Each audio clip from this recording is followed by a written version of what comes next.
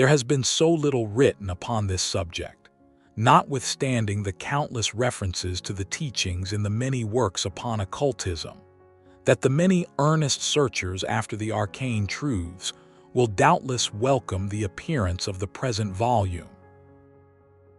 The purpose of this work is not the enunciation of any special philosophy or doctrine, but rather is to give to the students a statement of the truth that will serve to reconcile the many bits of occult knowledge that they may have acquired, but which are apparently opposed to each other, and which often serve to discourage and disgust the beginner in the study.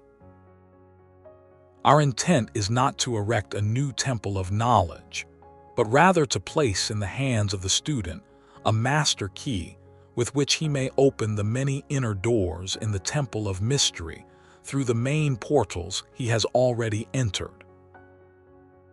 There is no portion of the occult teachings possessed by the world which have been so closely guarded as the fragments of the Hermetic teachings which have come down to us over the tens of centuries which have elapsed since the lifetime of its great founder, Hermes Trismegistus, the scribe of the gods, who dwelt in old Egypt in the days when the present race of men was in its infancy.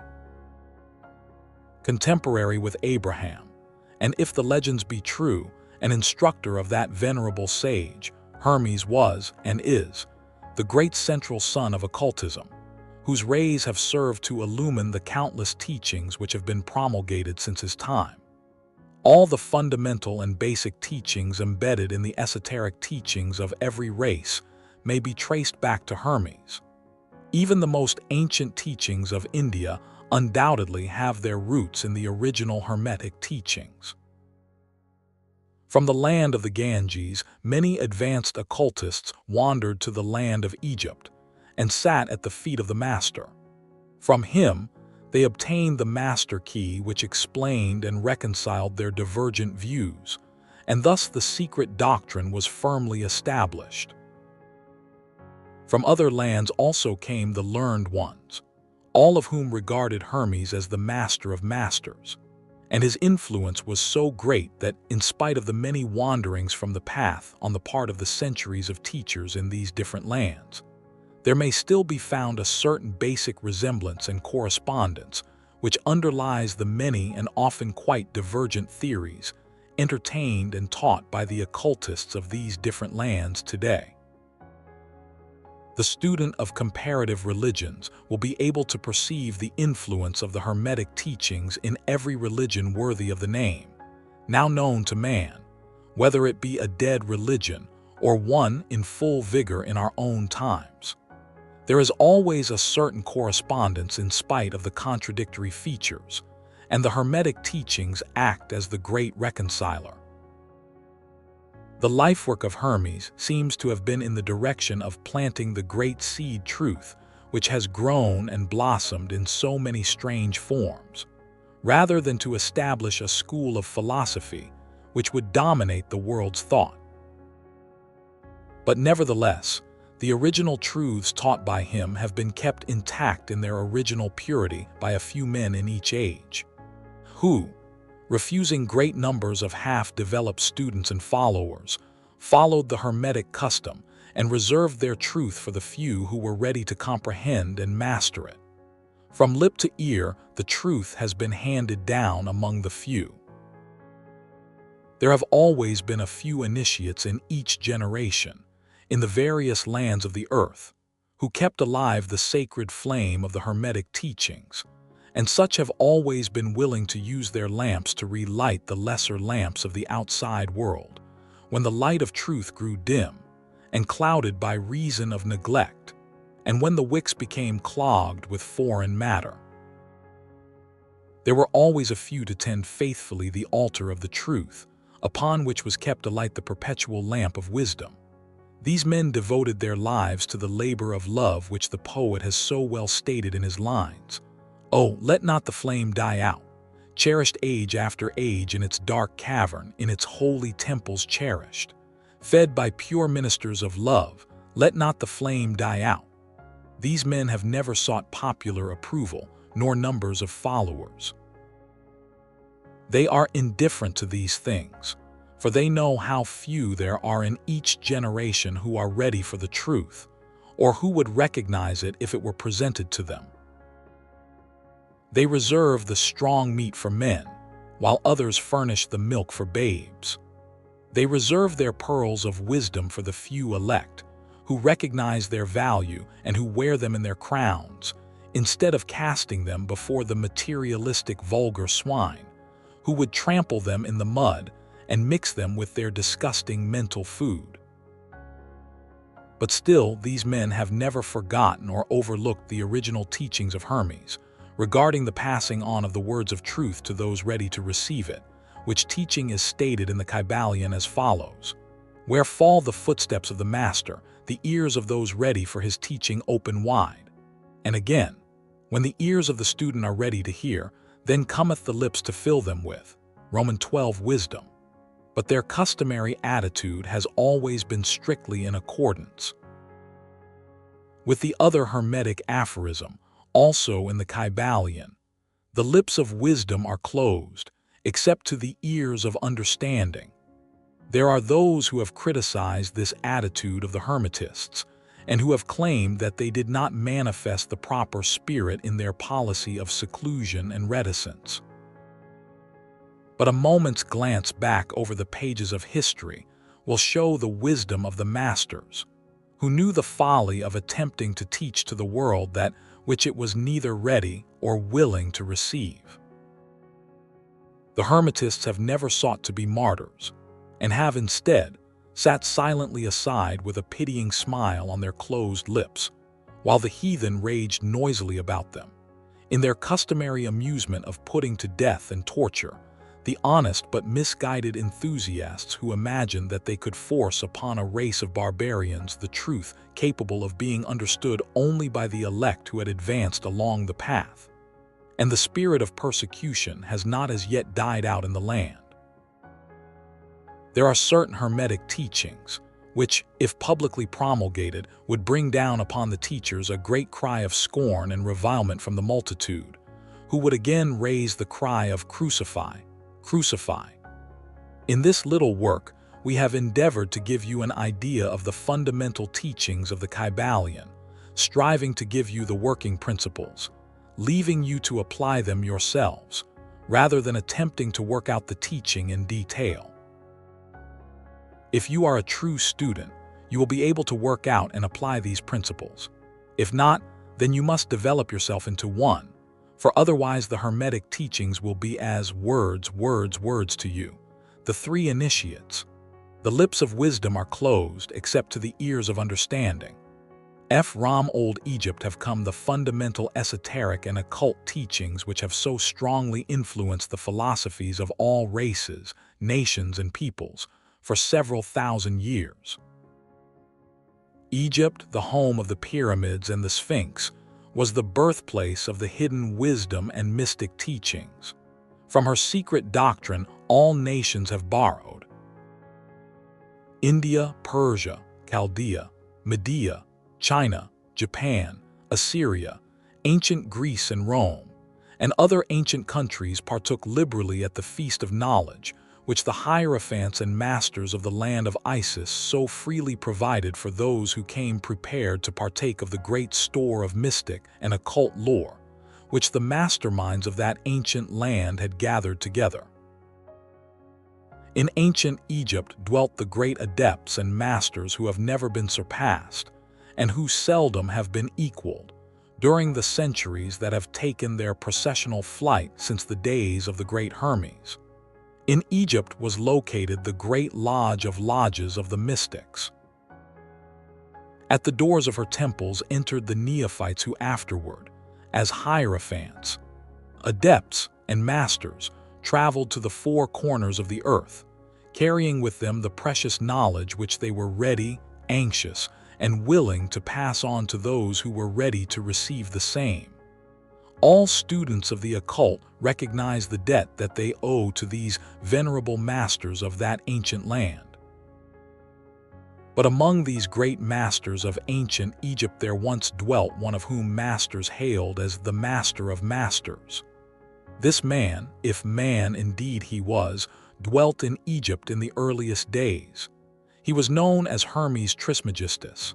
He was the father of the occult wisdom, the founder of astrology, the discoverer of alchemy. The details of his life story are lost to history, owing to the lapse of the years, though several of the ancient countries disputed with each other in their claims to the honor of having furnished his birthplace, and this thousands of years ago. The date of his sojourn in Egypt, in that his last incarnation on this planet, is not now known, but it has been fixed at the early days of the oldest dynasties of Egypt, long before the days of Moses. The best authorities regard him as a contemporary of Abraham, and some of the Jewish traditions go so far as to claim that Abraham acquired a portion of his mystic knowledge from Hermes himself. As the years rolled by after his passing from this plane of life, tradition recording that he lived 300 years in the flesh, the Egyptians deified Hermes and made him one of their gods under the name of Thoth. Years after, the people of ancient Greece also made him one of their many gods, calling him Hermes, the god of wisdom. The Egyptians revered his memory for many centuries, yes, tens of centuries, calling him the scribe of the gods and bestowing upon him distinctively his ancient title Trismegistus, which means the thrice great, the great, the greatest great, and so on. In all the ancient lands, the name of Hermes Trismegistus was revered, the name being synonymous with the fount of wisdom. The Hermetic philosophy. Even to this day, we use the term Hermetic in the sense of secret, sealed so that nothing can escape, and so on, and this by reason of the fact that the followers of Hermes always observed the principle of secrecy in their teachings. They did not believe in casting pearls before swine, but rather held to the teaching milk for babes, meat for strong men, both of which maxims are familiar to readers of the Christian scriptures, but both of which had been used by the Egyptians for centuries before the Christian era. And this policy of careful dissemination of the truth has always characterized the Hermetics, even unto the present day. The Hermetic teachings are to be found in all lands, among all religions, but never identified with any particular country, nor with any particular religious sect. This because of the warning of the ancient teachers against allowing the secret doctrine to become crystallized into a creed. The wisdom of this caution is apparent to all students of history. The ancient occultism of India and Persia degenerated and was largely lost, owing to the fact that the teachers became priests and so mixed theology with the philosophy, the result being that the occultism of India and Persia has been gradually lost amidst the mass of religious superstition, cults, creeds, and gods. So it was with ancient Greece and Rome. So it was with the Hermetic teachings of the Gnostics and early Christians, which were lost at the time of Constantine, whose iron hand smothered philosophy with the blanket of theology, losing to the Christian Church that which was its very essence and spirit, and causing it to grope throughout several centuries before it found the way back to its ancient faith.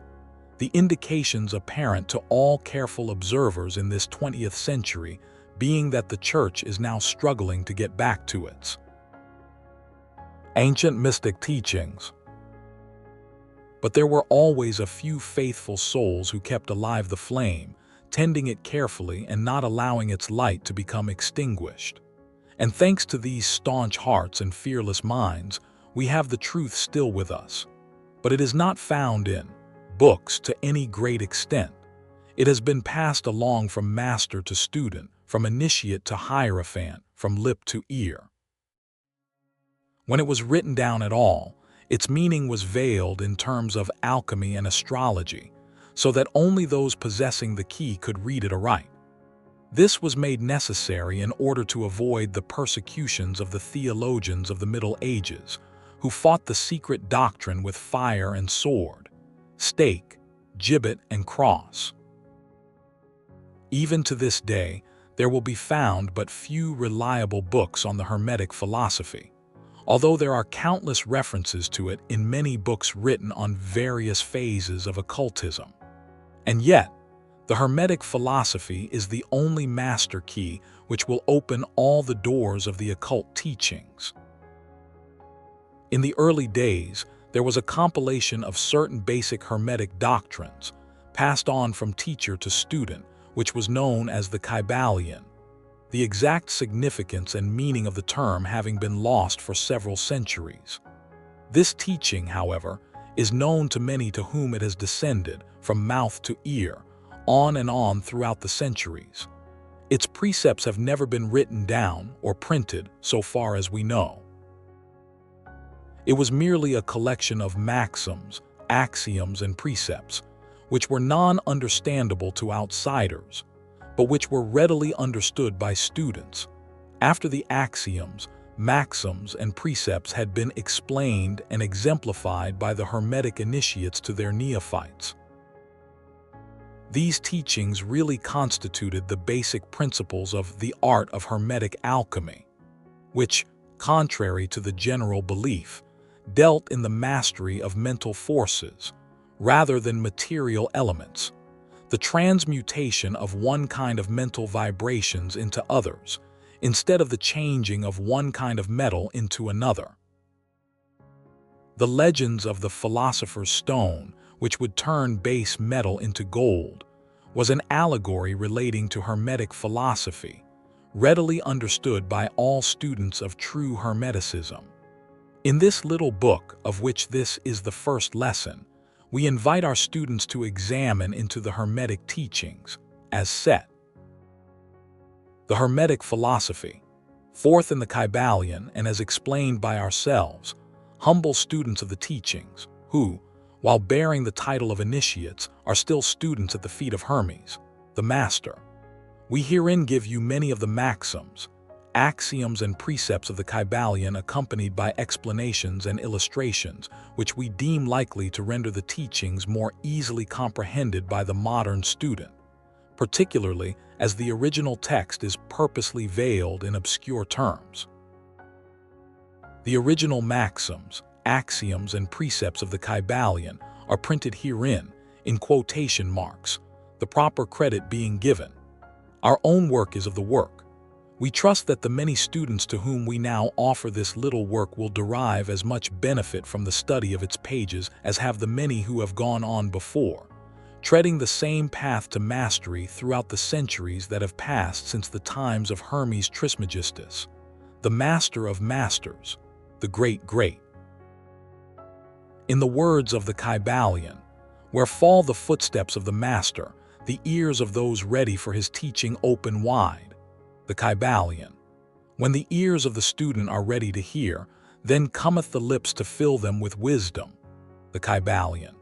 So that according to the teachings, the passage of this book to those ready for the instruction will attract the attention of such as are prepared to receive the teaching. And likewise, when the pupil is ready to receive the truth, then will this little book come to him or her. Such is the law. The Hermetic principle of cause and effect in its aspect of the law of attraction will bring lips and ear together, pupil and book in company. So mote it be. The principles of truth are 7. He who knows these understandingly possesses the magic key before whose touch all the doors of the temple fly open. The Kybalion. The 7 Hermetic principles upon which the entire Hermetic philosophy is based are as follows. I, the principle of mentalism. I, the principle of correspondence. I, the principle of vibration. IV, the principle of polarity. V, the principle of rhythm. VI, the principle of cause and effect. VII, the principle of gender. These 7 principles will be discussed and explained as we proceed with these lessons.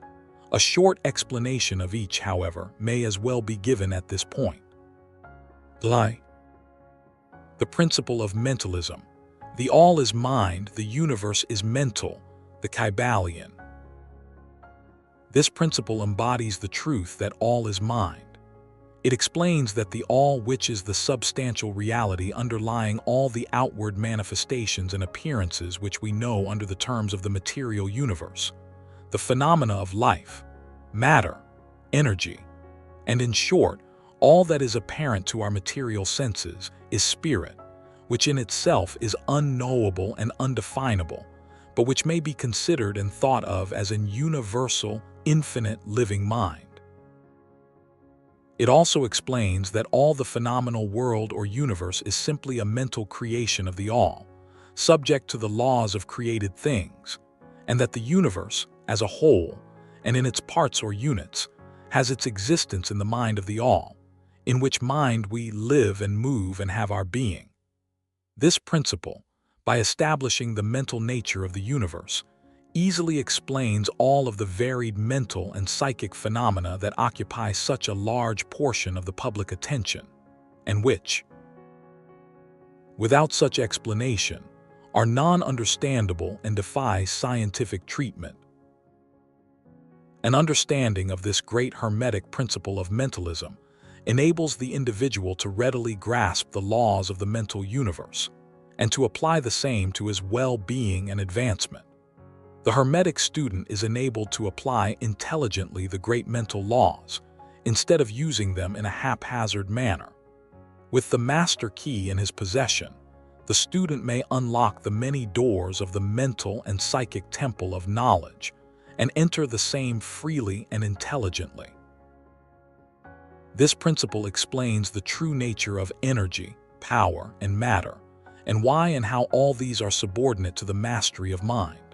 One of the old Hermetic masters wrote long ages ago, "He who grasps the truth of the mental nature of the universe is well advanced on the path to mastery."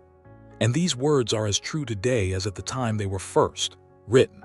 Without this master key, mastery is impossible, and the student knocks in vain at the many doors of the temple. The principle of correspondence. As above, so below, as below, so above. The Kybalion. This principle embodies the truth that there is always a correspondence between the laws and phenomena of the various planes of being and life. The old Hermetic axiom ran in these words, "As above, so below, as below, so above." And the grasping of this principle gives one the means of solving many a dark paradox and hidden secret of nature. There are planes beyond our knowing, but when we apply the principle of correspondence to them, we are able to understand much that would otherwise be unknowable to us. This principle is of universal application and manifestation on the various planes of the material, mental, and spiritual universe. It is an universal law. The ancient Hermetists considered this principle as one of the most important mental instruments by which man was able to pry aside the obstacles which hid from view the unknown. Its use even tore aside the veil of Isis to the extent that a glimpse of the face of the goddess might be caught. Just as a knowledge of the principles of geometry enables man to measure distant suns and their movements while seated in his observatory, so a knowledge of the principle of correspondence enables man to reason intelligently from the known to the unknown. Studying the monad, he understands the archangel. The principle of vibration. Nothing rests, everything moves, everything vibrates. This principle embodies the truth that everything is in motion. Everything vibrates. Nothing is at rest. Facts which modern science endorses and which each new scientific discovery tends to verify. And yet this Hermetic principle was enunciated thousands of years ago by the masters of ancient Egypt. This principle explains that the differences between different manifestations of matter, energy, mind, and even spirit result largely from varying rates of vibration. From the all, which is pure spirit, down to the grossest form of matter, all is in vibration. The higher the vibration, the higher the position in the scale. The vibration of spirit is at such an infinite rate of intensity and rapidity that it is practically at rest, just as a rapidly moving wheel seems to be motionless. And at the other end of the scale, there are gross forms of matter whose vibrations are so low as to seem at rest. Between these poles, there are millions upon millions of varying degrees of vibration. From corpuscle and electron, atom and molecule, to worlds and universes, everything is in vibratory motion.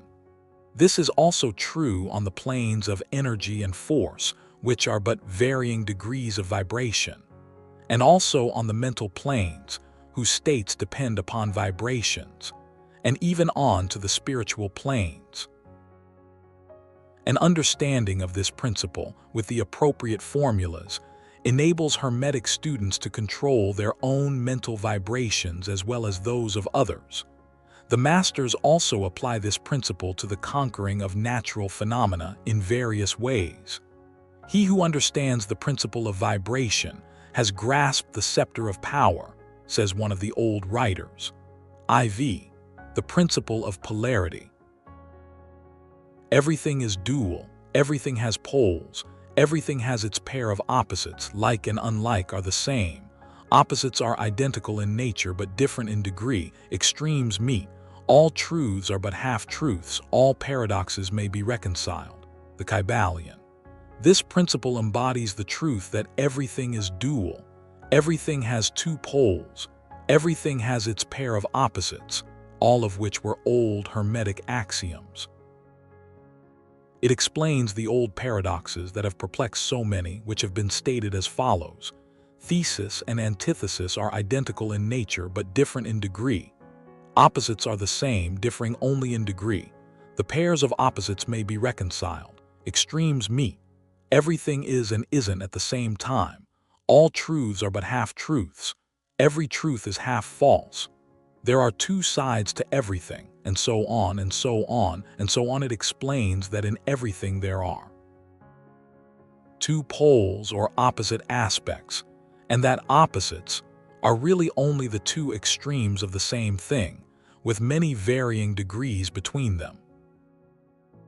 To illustrate, heat and cold, although opposites, are really the same thing, the differences consisting merely of degrees of the same thing. Look at your thermometer and see if you can discover where heat terminates and cold begins. There is no such thing as absolute heat or absolute cold. The two terms heat and cold simply indicate varying degrees of the same thing, and that same thing which manifests as heat and cold is merely a form, variety, and rate of vibration. So heat and cold are simply the two poles of that which we call heat, and the phenomena attendant thereupon are manifestations of the principle of polarity.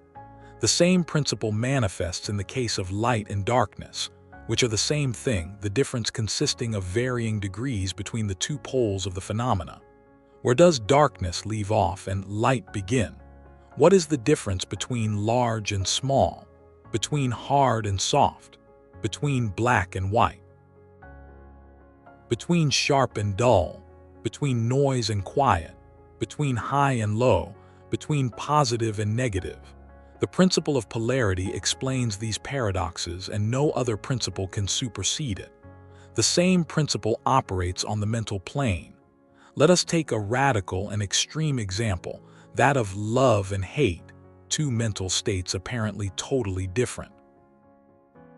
And yet, there are degrees of hate and degrees of love, and a middle point in which we use the terms like or dislike, which shade into each other so gradually that sometimes we are at a loss to know whether we like or dislike or neither. And all are simply degrees of the same thing, as you will see if you will but think a moment. And more than this, and considered of more importance by the Hermetists, it is possible to change the vibrations of hate to the vibrations of love in one's own mind and in the minds of others. Many of you who read these lines have had personal experiences of the involuntary rapid transition from love to hate, and the reverse in your own case and that of others.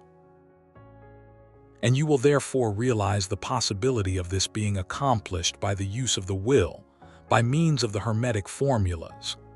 Good and evil are but the poles of the same thing, and the Hermetist understands the art of transmuting evil into good by means of an application of the principle of polarity.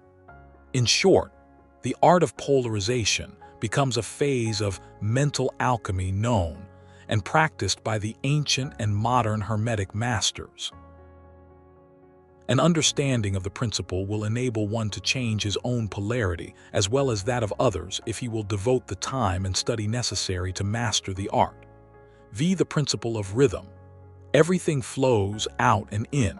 Everything has its tides. All things rise and fall. The pendulum swing manifests in everything. The measure of the swing to the right is the measure of the swing to the left. Rhythm compensates. The Kybalion. This principle embodies the truth that in everything there is manifested a measured motion to and fro, a flow and inflow, a swing backward and forward, a pendulum-like movement, a tide like ebb and flow, a high tide and low tide, between the two poles which exist in accordance with the principle of polarity described a moment ago. There is always an action and a reaction, an advance and a retreat, a rising and a sinking. This is in the affairs of the universe, suns, worlds, men, animals, mind, energy, and matter.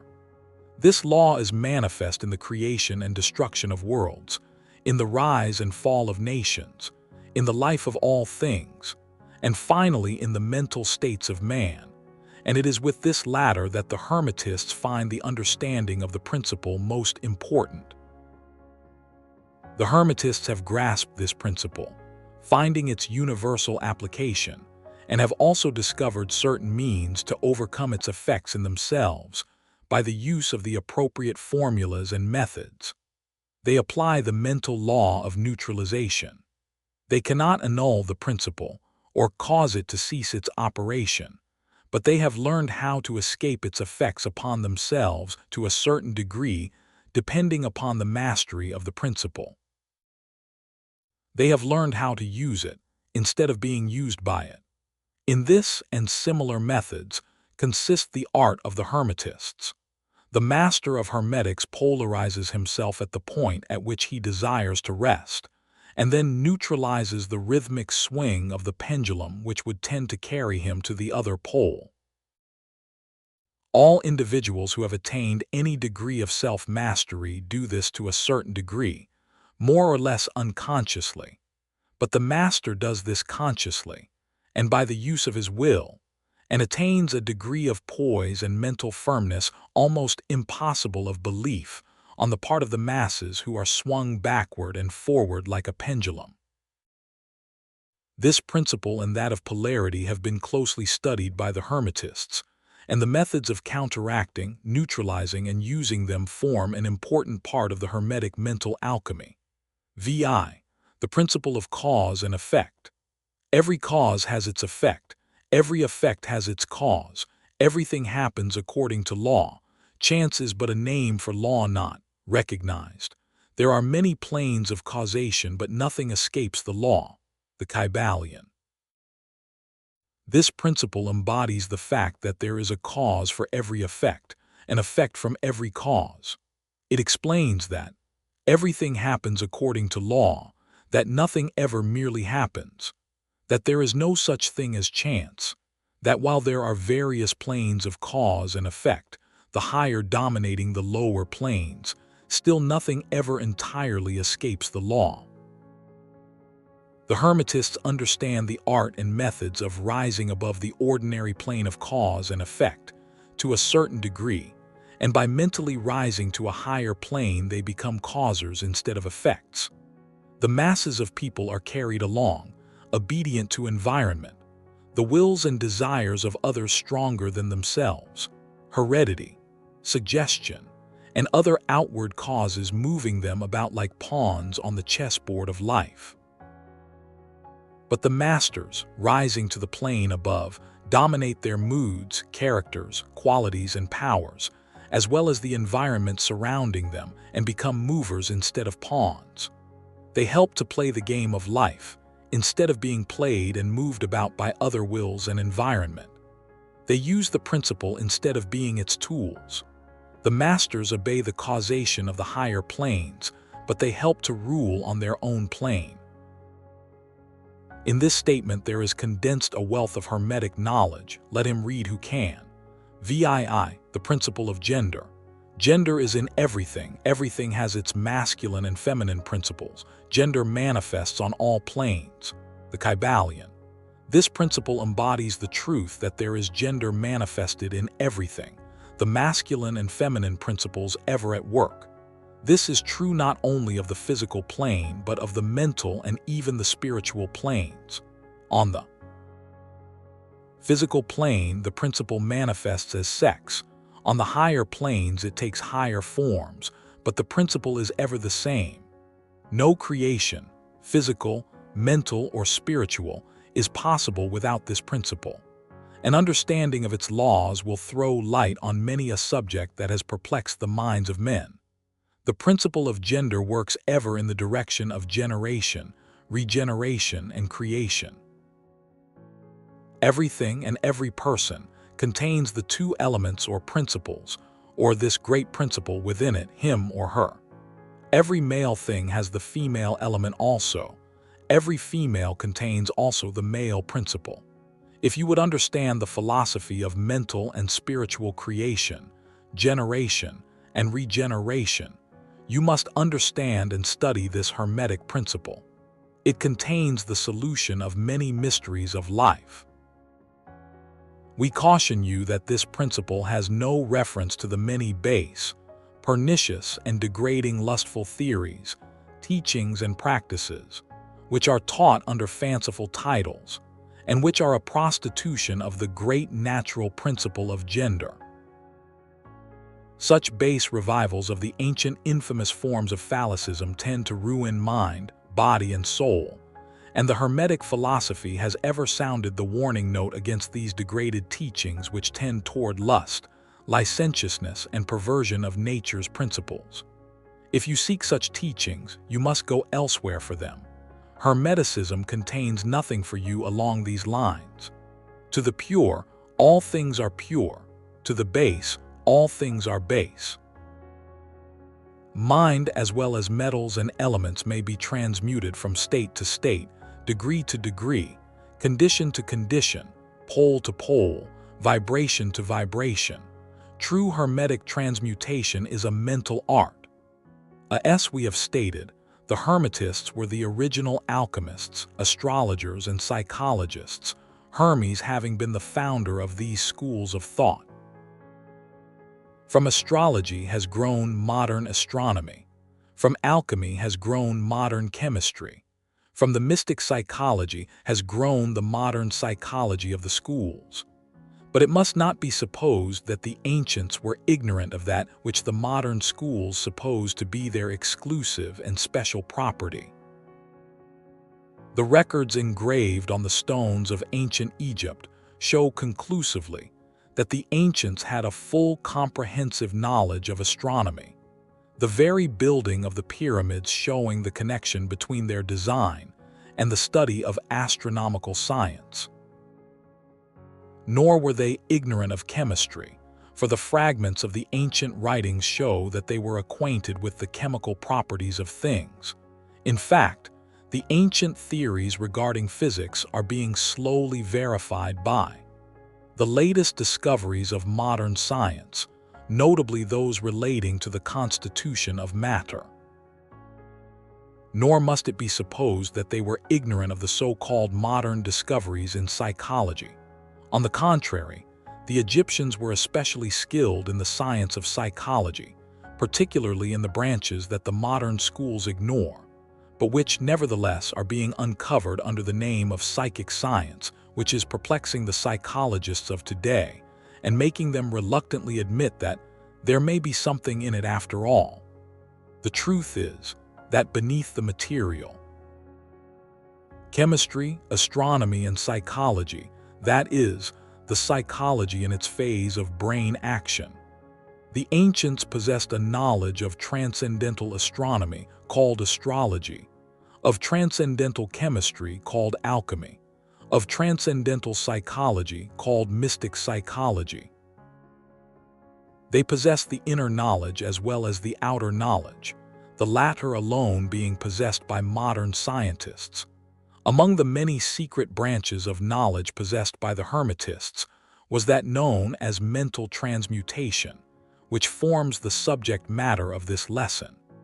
Transmutation is a term usually employed to designate the ancient art of the transmutation of metals, particularly of the base metals, into gold.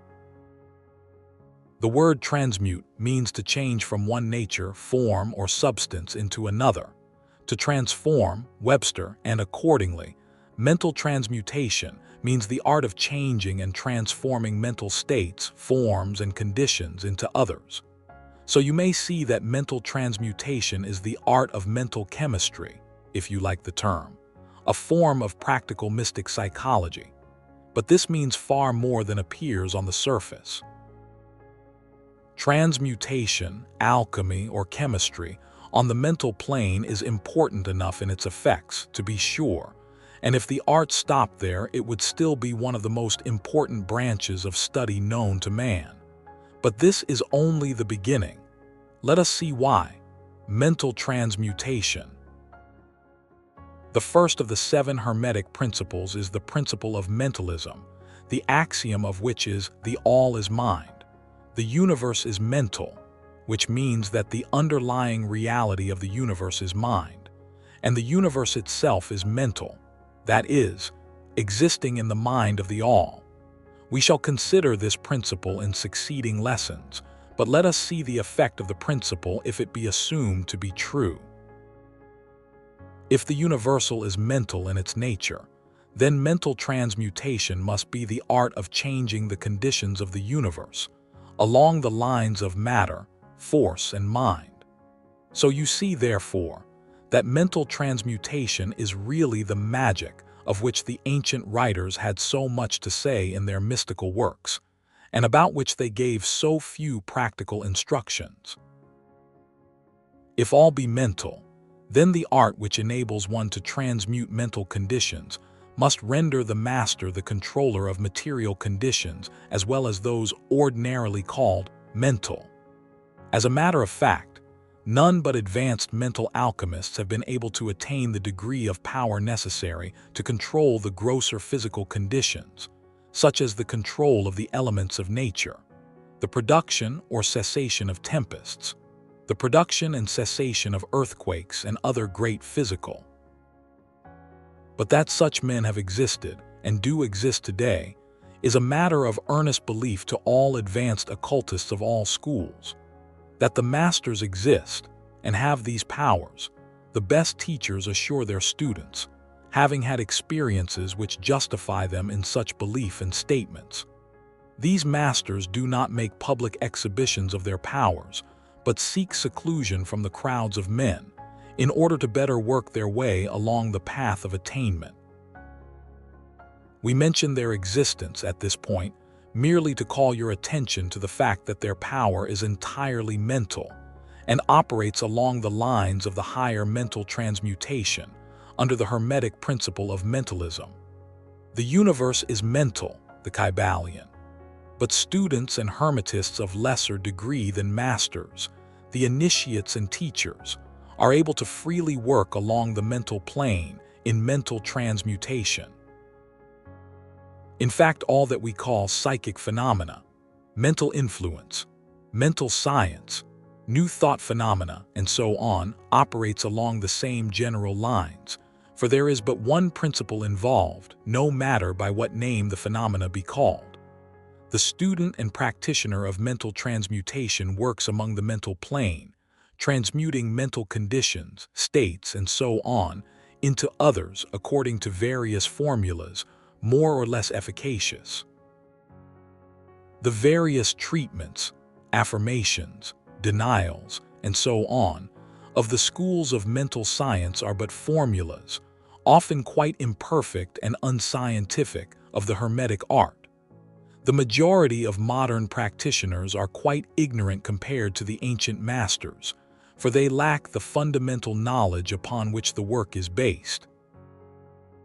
Not only may the mental states, and so on, of oneself be changed or transmuted by Hermetic methods, but also the states of others may be, and are, constantly transmuted in the same way, usually unconsciously, but often consciously by some understanding the laws and principles, in cases where the people affected are not informed of the principles of self-protection. And more than this, as many students and practitioners of modern mental science know, every material condition depending upon the minds of other people may be changed or transmuted in accordance with the earnest desire, will, and treatments of person desiring changed conditions of life. The public are so generally informed regarding these things at present that we do not deem it necessary to mention the same at length, our purpose at this point being merely to show the Hermetic principle and art underlying all of these various forms of practice, good and evil, for the force can be used in opposite directions according to the Hermetic principles of polarity. Mental transmutation. In this little book we shall state the basic principles of mental transmutation, that all who read may grasp the underlying principles, and thus possess the master key that will unlock the many doors of the principle of polarity.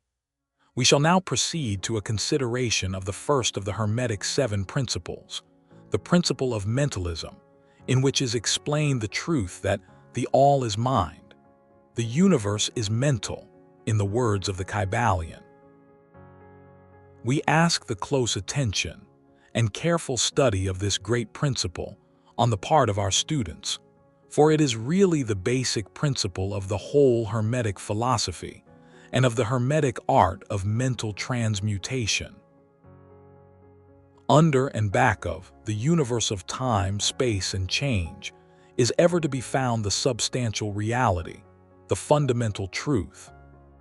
The substance means that which underlies all outward manifestations, the essence, the essential reality, the thing in itself, and so on. Substantial means actually existing, being the essential element, being real, and so on. Reality means the state of being real, true, enduring, valid, fixed, permanent, actual, and so on. Under and behind all outward appearances or manifestations, there must always be a substantial reality. This is the law. Man, considering the universe of which he is a unit, sees nothing but change in matter, forces, and mental states. He sees that nothing really is, but that everything is becoming and changing. Nothing stands still. Everything is being born, growing, dying. The very instant a thing reaches its height, it begins to decline. The law of rhythm is in constant operation. There is no reality, enduring quality, fixity, or substantiality in anything. Nothing is permanent but change. He sees all things evolving from other things and resolving into other things. A constant action and reaction, inflow and outflow, building up and tearing down, creation and destruction, birth, growth, and death. Nothing endures but change. And if he be a thinking man, he realizes that all of these changing things must be but outward appearances or manifestations of some underlying power, some substantial reality. All thinkers in all lands and in all times have assumed the necessity for postulating the existence of this substantial reality. All philosophies worthy of the name have been based upon this thought. Men have given to this substantial reality many names. Some have called it by the term of deity under many titles. Others have called it the infinite and eternal energy. Others have tried to call it matter. But all have acknowledged its existence. It is self-evident. It needs no argument. In these lessons, we have followed the example of some of the world's greatest thinkers, both ancient and modern, the Hermetic masters, and have called this underlying power, this substantial reality, by the Hermetic name of the All, which term we consider the most comprehensive of the many terms applied by man to that which transcends names and terms. We accept and teach the view of the great Hermetic thinkers of all times, as well as of those illumined souls who have reached higher planes of being, both of whom assert that the inner nature of the All is unknowable. This must be so, for not by the All itself can comprehend its own nature and being. The Hermetists believe and teach that the All, in itself, is and must ever be unknowable. They regard all the theories, guesses, and speculations of the theologians and metaphysicians regarding the inner nature of the All as but the childish efforts of mortal minds to grasp the secret of the infinite. Such efforts have always failed and will always fail from the very nature of the task. One pursuing such inquiries travels around and around in the labyrinth of thought until he is lost to all sane reasoning, action, or conduct, and is utterly unfitted for the all work of life. He is like the squirrel which frantically runs around and around the circling treadmill wheel of his cage, traveling ever and yet reaching nowhere, at the end a prisoner still, and standing just where he started. And still more presumptuous are those who attempt to ascribe to the All the personality, qualities, properties, characteristics, and attributes of themselves, ascribing to the All the human emotions, feelings, and characteristics, even down to the pettiest qualities of mankind, such as jealousy, susceptibility to flattery and praise, desire for offerings and worship, and all the other survivals from the days of the childhood of the race. Such ideas are not worthy of grown men and women and are rapidly being discarded. At this point, it may be proper for me to state that we make a distinction between religion and theology, between philosophy and metaphysics. Religion, to us, means that intuitional realization of the existence of the All and one's relationship to it, while theology means the attempts of men to ascribe personality, qualities, and characteristics to it, their theories regarding its affairs, will, desires, plans, and designs, and their assumption of the office of middlemen between the All and the people. Philosophy, to us, means the inquiry after knowledge of things knowable and thinkable, while metaphysics means the attempt to carry the inquiry over and beyond the boundaries and into regions unknowable and unthinkable, and with the same tendency as that of theology. And consequently, both religion and philosophy mean to us things having roots in reality, while theology and metaphysics seem like broken reeds, rooted in the quicksands of ignorance, and affording naught but the most insecure support for the mind or soul of man. We do not insist upon our students accepting these definitions.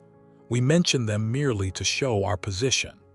At any rate, you shall hear very little about theology and metaphysics in these lessons. But while the essential nature of the All is unknowable, there are certain truths connected with its existence which the human mind finds itself compelled to accept, and an examination of these reports form a proper subject of inquiry. That which is the fundamental truth, the substantial reality, is beyond true naming, but the wise men call it the All, the Kybalion. In its essence, the All is unknowable, the Kybalion. But the report of reason must be hospitably received and treated with respect, the Kybalion. The human reason, whose reports we must accept so long as we think at all, informs us as follows regarding the All, and that without attempting to remove the veil of the unknowable. 1. The All must be all that really is. There can be nothing existing outside of the All, else the All would not be the All. 2. The All must be infinite, for there is nothing else to define, confine, bound, limit, or restrict the All. It must be infinite in time or eternal. It must have always continuously existed, for there is nothing else to have ever created it, and something can never evolve from nothing, and if it had ever not been, even for a moment, it would not be now. It must continuously exist forever, for there is nothing to destroy it, and it can never not be, even for a moment, because something can never become nothing. It must be infinite in space. It must be everywhere, for there is no place outside of the all. It cannot be otherwise than continuous in space, without break, cessation, separation, or interruption. For there is nothing to break, separate, or interrupt its continuity, and nothing with which to fill in the gaps. It must be infinite in power, or absolute, for there is nothing to limit, restrict, restrain. The all confine, disturb, or condition it. It is subject to no other power, for there is no other power. 3. The all must be immutable, or not subject to change in its real nature, for there is nothing to work changes upon it, nothing into which it could change, nor from which it could have changed. It cannot be added to nor subtracted from, increased nor diminished, nor become greater or lesser in any respect whatsoever. It must have always been and must always remain just what it is now, the all. There has never been, is not now, and never will be anything else into which it can change. The all being infinite, absolute, eternal, and unchangeable, it must follow that anything finite, changeable, fleeting, and conditioned cannot be the all. And as there is nothing outside of the all in reality, then any and all such finite things must be as nothing in reality. Now do not become befogged nor frightened. We are not trying to lead you into the Christian Science field under cover of Hermetic philosophy. There is a reconciliation of this apparently contradictory state of affairs. Be patient, we will reach it in time. We see around us that which is called matter, which forms the physical foundation for all forms. Is the all merely matter? Not at all. Matter cannot manifest life or mind, and as life and mind are manifested in the universe, the all cannot be matter, for nothing rises higher than its own source. Nothing is ever manifested in an effect that is not in the cause. Nothing is evolved as a consequent that is not involved as an antecedent.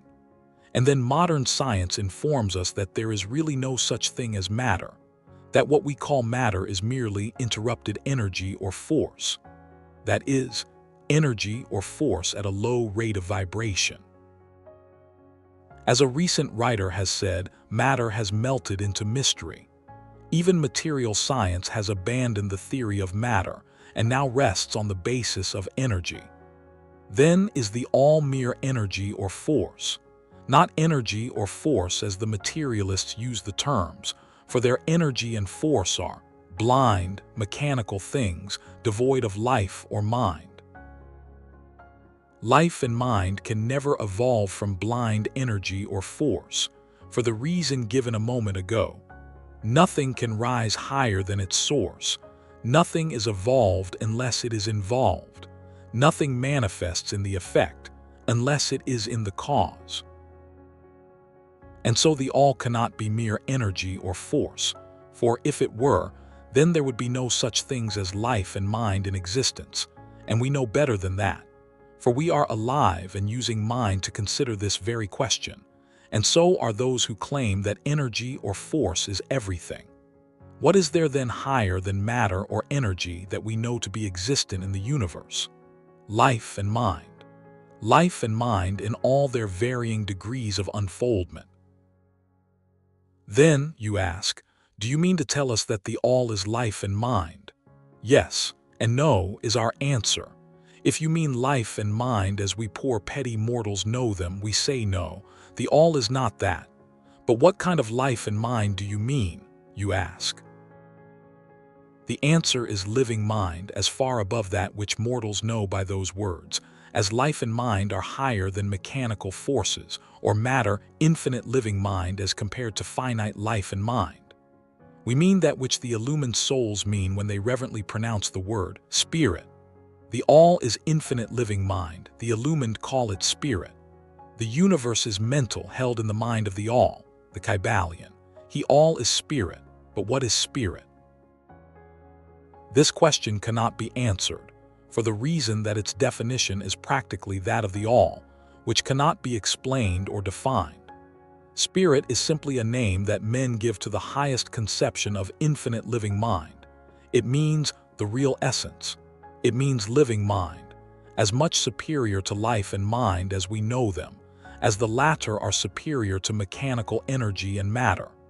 Spirit transcends our understanding, and we use the term merely that we may think or speak of the all.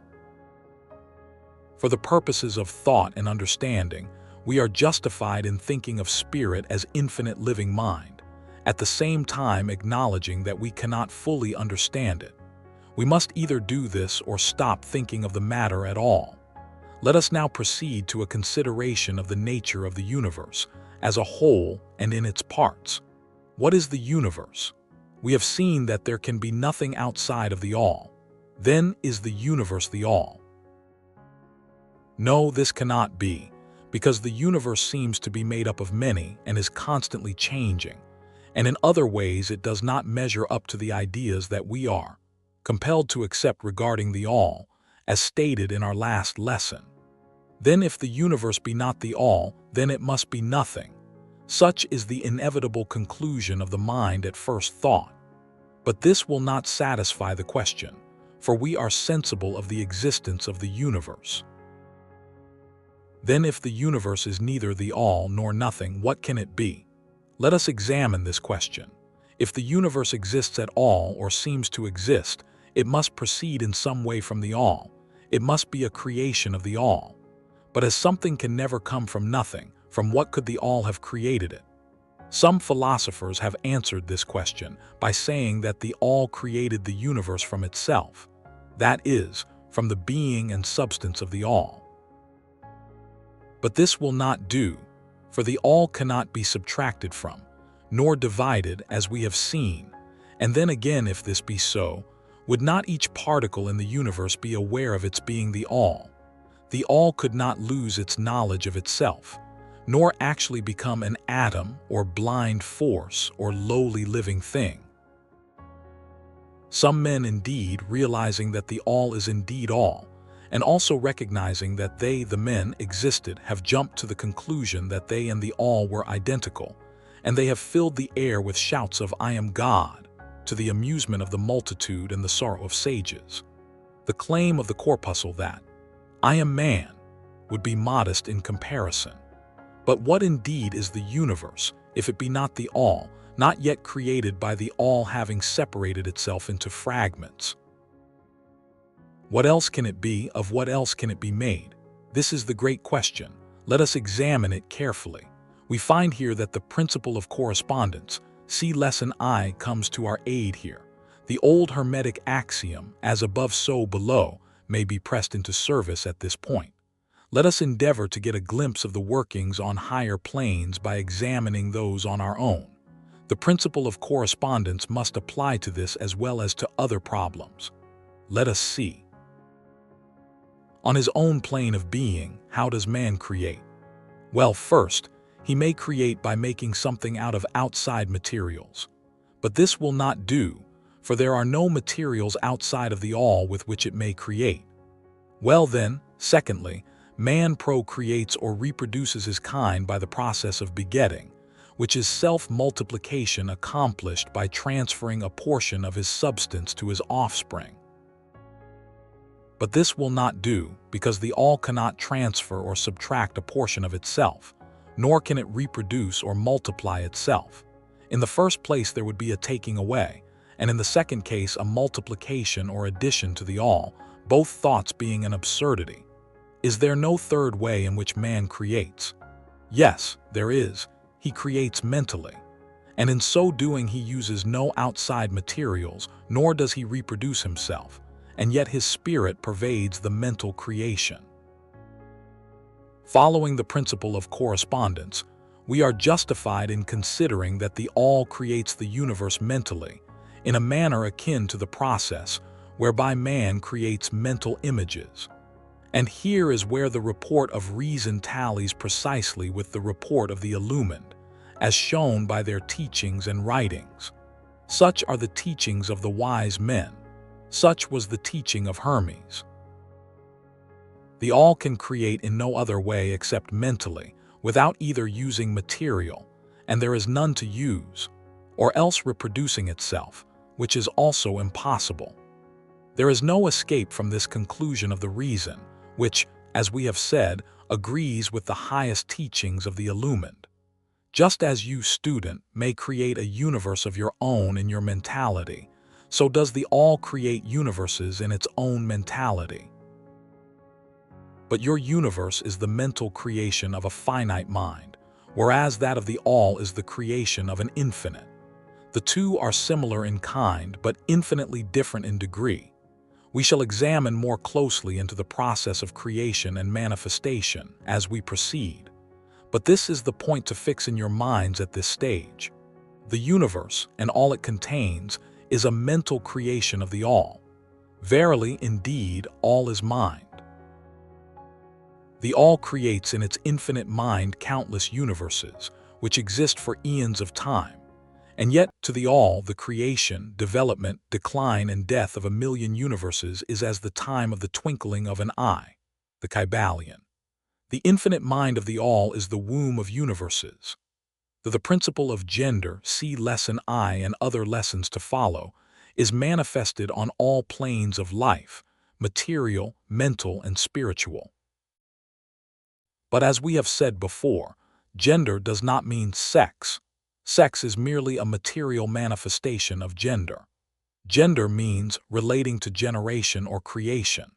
And wherever anything is generated or created, on any plane, the principle of gender must be manifested. And this is true even in the creation of universes. Now do not jump to the conclusion that we are teaching that there is a male and female God or creator.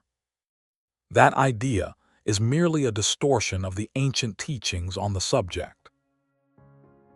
The true teaching is that the All in itself is above gender, as it is above every other law, including those of time and space. It is the law from which the laws proceed, and it is not subject to them. But when the All manifests on the plane of generation or creation, then it acts according to law and principle, for it is moving on a lower plane of being. And consequently it manifests the principle of gender in its masculine and feminine aspects, on the mental plane, of course. This idea may seem startling to some of you who hear it for the first time, but you have all really passively accepted it in your everyday conceptions. You speak of the fatherhood of God and the motherhood of nature, of God, the divine Father, and nature, the universal mother, and have thus instinctively acknowledged the principle of gender in the universe. Is this not so? But the Hermetic teaching does not imply a real duality. The All is one. The two aspects are merely aspects of manifestation. The teaching is that the masculine principle manifested by the All stands, in a way, apart from the actual mental creation of the universe. It projects its will toward the feminine principle, which may be called nature, whereupon the latter begins the actual work of the evolution of the universe, from simple centers of activity on to man, and then on and on still higher, all according to well-established and firmly enforced laws of nature. If you prefer the old figures of thought, you may think of the masculine principle as God, the Father, and of the feminine principle as nature, the universal mother, from whose womb all things have been born. This is more than a mere poetic figure of speech.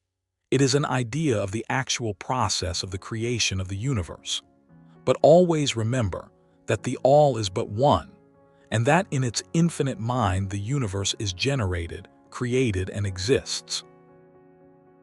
It may help you to get the proper idea if you will apply the law of correspondence to yourself and your own mind. You know that the part of you which you call I, in a sense, stands apart and witnesses the creation of mental images in your own mind. The part of your mind in which the mental generation is accomplished may be called the me, in distinction from the I, which stands apart and witnesses and examines the thoughts, ideas, and images of the me. As above, so below, remember, and the phenomena of one plane may be employed to solve the riddles of higher or lower planes. Is it any wonder that you, the child, feel that instinctive reverence for the All, which feeling we call religion, that respect and reverence for the Father Mind.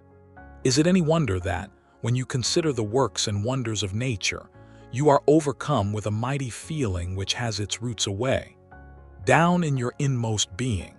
It is the mother mind that you are pressing close up to, like a babe to the breast. Do not make the mistake of supposing that the little world you see around you, the earth, which is a mere grain of dust in the universe, is the universe itself.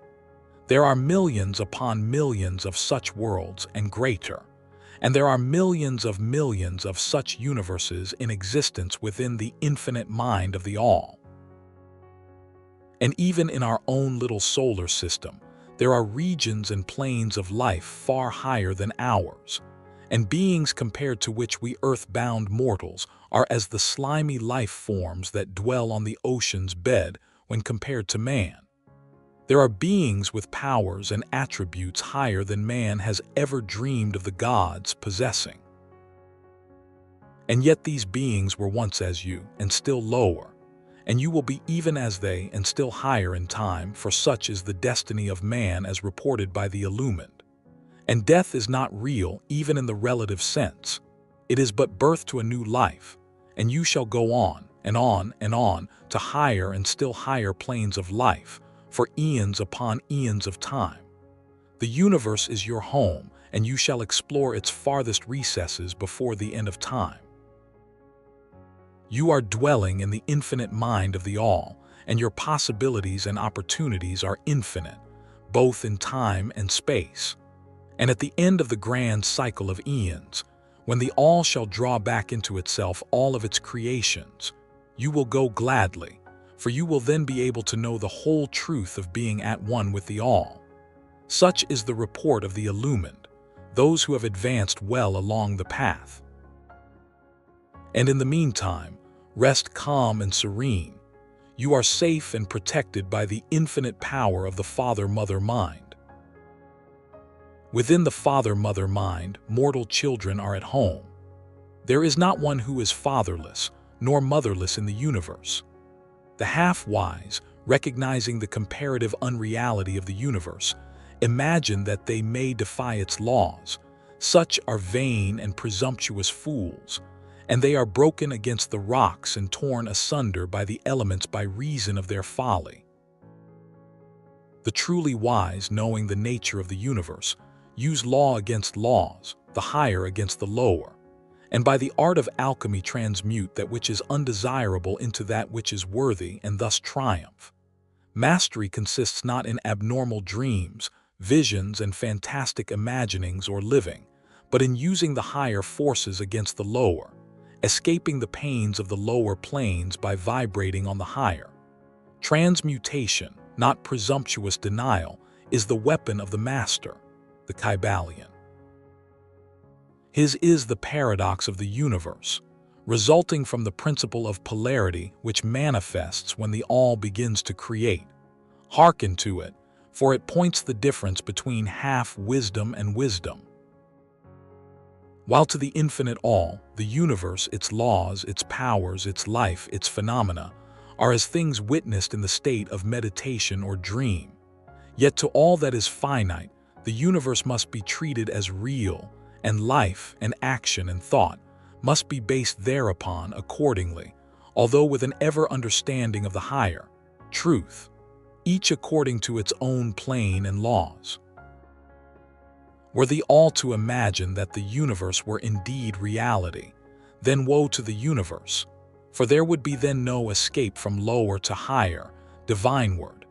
Then would the universe become a fixity and progress would become impossible. And if man, owing to half-wisdom, acts and lives and thinks of the universe as merely a dream, akin to his own finite dreams, then indeed does it so become for him, and like a sleepwalker he stumbles ever around and around in a circle, making no progress, and being forced into an awakening at last by his falling bruised and bleeding over the natural laws which he ignored. Keep your mind ever on the star, but let your eyes watch over your footsteps, lest you fall into the mire by reason of your upward gaze. Remember the divine paradox that while the universe is not, still it is. Remember ever the two poles of truth, the absolute and the relative. Beware of half-truths. What Hermetists know as the law of paradox is an aspect of the principle of polarity. The Hermetic writings are filled with references to the appearance of the paradox in the consideration of the problems of life and being. The teachers are constantly warning their students against the error of omitting the other side of any question, and their warnings are particularly directed to the problems of the absolute and the relative, which perplex all students of philosophy, and which cause so many to think and act contrary to what is generally known as common sense. And we caution all students to be sure to grasp the divine paradox of the absolute and relative, lest they become entangled in the mire of the half-truth. With this in view, this particular lesson has been written. Read it carefully. The first thought that comes to the thinking man after he realizes the truth that the universe is a mental creation of the all is that the universe and all that it contains is a mere illusion, an unreality, against which idea his instincts revolt. But this, like all other great truths, must be considered both from the absolute and the relative points of view. From the absolute viewpoint, of course, the universe is in the nature of an illusion, a dream, a phantasmagoria, as compared to the all in itself. We recognize this even in our ordinary view, for we speak of the world as a fleeting show that comes and goes, is born and dies. For the element of impermanence and change, finiteness and unsubstantiality, must ever be connected with the idea of a created universe when it is contrasted with the idea of the all, no matter what may be our beliefs concerning the nature of both. Philosopher, metaphysician, scientist, and theologian all agree upon this idea, and the thought is found in all forms of philosophical thought and religious conceptions, as well as in the theories of the respective schools of metaphysics and theology. So, the Hermetic teachings do not preach the unsubstantiality of the universe in any stronger terms than those more familiar to you, although their presentation of the subject may seem somewhat more startling. Anything that has a beginning and an ending must be, in a sense, unreal and untrue, and the universe comes under the rule in all schools of thought. From the absolute point of view, there is nothing real except the all, no matter what terms we may use in thinking of or discussing the subject. Whether the universe be created of matter, or whether it be a mental creation in the mind of the all, it is unsubstantial, non-enduring, a thing of time, space, and change. We want you to realize this fact thoroughly before you pass judgment on the Hermetic conception of the mental nature of the universe. Think over any and all of the other conceptions and see whether this be not true of them. But the absolute point of view shows merely one side of the picture. The other side is the relative one. Absolute truth has been defined as things as the mind of God knows them, while relative truth is things as the highest reason of man understands them. And so while to the all the universe must be unreal and illusionary, a mere dream or result of meditation, nevertheless, to the finite minds forming a part of that universe, and viewing it through mortal faculties, the universe is very real indeed and must be so considered. In recognizing the absolute view, we must not make the mistake of ignoring or denying the facts and phenomena of the universe as they present themselves to our mortal faculties. We are not the all, remember. To take familiar illustrations, we all recognize the fact that matter exists to our senses. We will fare badly if we do not. And yet, even our finite minds understand the scientific dictum that there is no such thing as matter from a scientific point of view. That which we call matter is held to be merely an aggregation of atoms, which atoms themselves are merely a grouping of units of force, called electrons or ions, vibrating, and in constant circular motion. We kick a stone and we feel the impact. It seems to be real, notwithstanding that we know it to be merely what we have stated above. But remember that our foot, which feels the impact by means of our brains, is likewise matter, so constituted of electrons, and for that matter so are our brains. And at the best, if it were not by reason of our mind, we would not know the foot or stone at all. Then again, the ideal of the artist or sculptor, which he is endeavoring to reproduce in stone or on canvas, seems very real to him. So do the characters in the mind of the author or dramatist, which he seeks to express so that others may recognize them. And if this be true in the case of our finite minds, what must be the degree of reality in the mental images created in the mind of the infinite? Oh, friends, to mortals this universe of mentality is very real indeed. It is the only one we can ever know, though we rise from plane to plane, higher and higher in it. To know it otherwise, by actual experience, we must be the all itself. It is true that the higher we rise in the scale, the nearer to the mind of the Father we reach. The more apparent becomes the illusory nature of finite things, but not until the all finally withdraws us into itself does the vision actually vanish. So, we need not dwell upon the feature of illusion. Rather let us, recognizing the real nature of the universe, seek to understand its mental laws, and endeavor to use them to the best effect in our upward progress through life, as we travel from plane to plane of being. The laws of the universe are none the less iron laws, because of the mental nature. All, except the all, are bound by them. What is in the infinite mind of the all is real in a degree second only to that reality itself which is vested in the nature of the all. So do not feel insecure or afraid. We are all held firmly in the infinite mind of the all, and there is naught to hurt us or for us to fear. There is no power outside of the all to affect us, so we may rest calm and secure. There is a world of comfort and security in this realization when once attained. Then, calm and peaceful do we sleep, rocked in the cradle of the deep, resting safely on the bosom of the ocean of infinite mind, which is the all. In the all, indeed, do we live and move and have our being. Matter is none the less matter to us, while we dwell on the plane of matter, although we know it to be merely an aggregation of electrons, or particles of force, vibrating rapidly and gyrating around each other in the formations of atoms. The atoms in turn vibrating and gyrating, forming molecules, which latter in turn form larger masses of matter. Nor does matter become less matter when we follow the inquiry still further and learn from the Hermetic teachings that the force, of which the electrons are but units, is merely a manifestation of the mind of the all, and like all else in the universe is purely mental in its nature. While on the plane of matter, we must recognize its phenomena.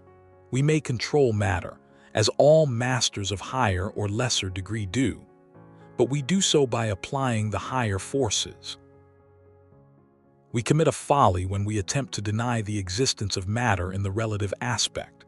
We may deny its mastery over us, and rightly so, but we should not attempt to ignore it in its relative aspect, at least so long as we dwell upon its plane.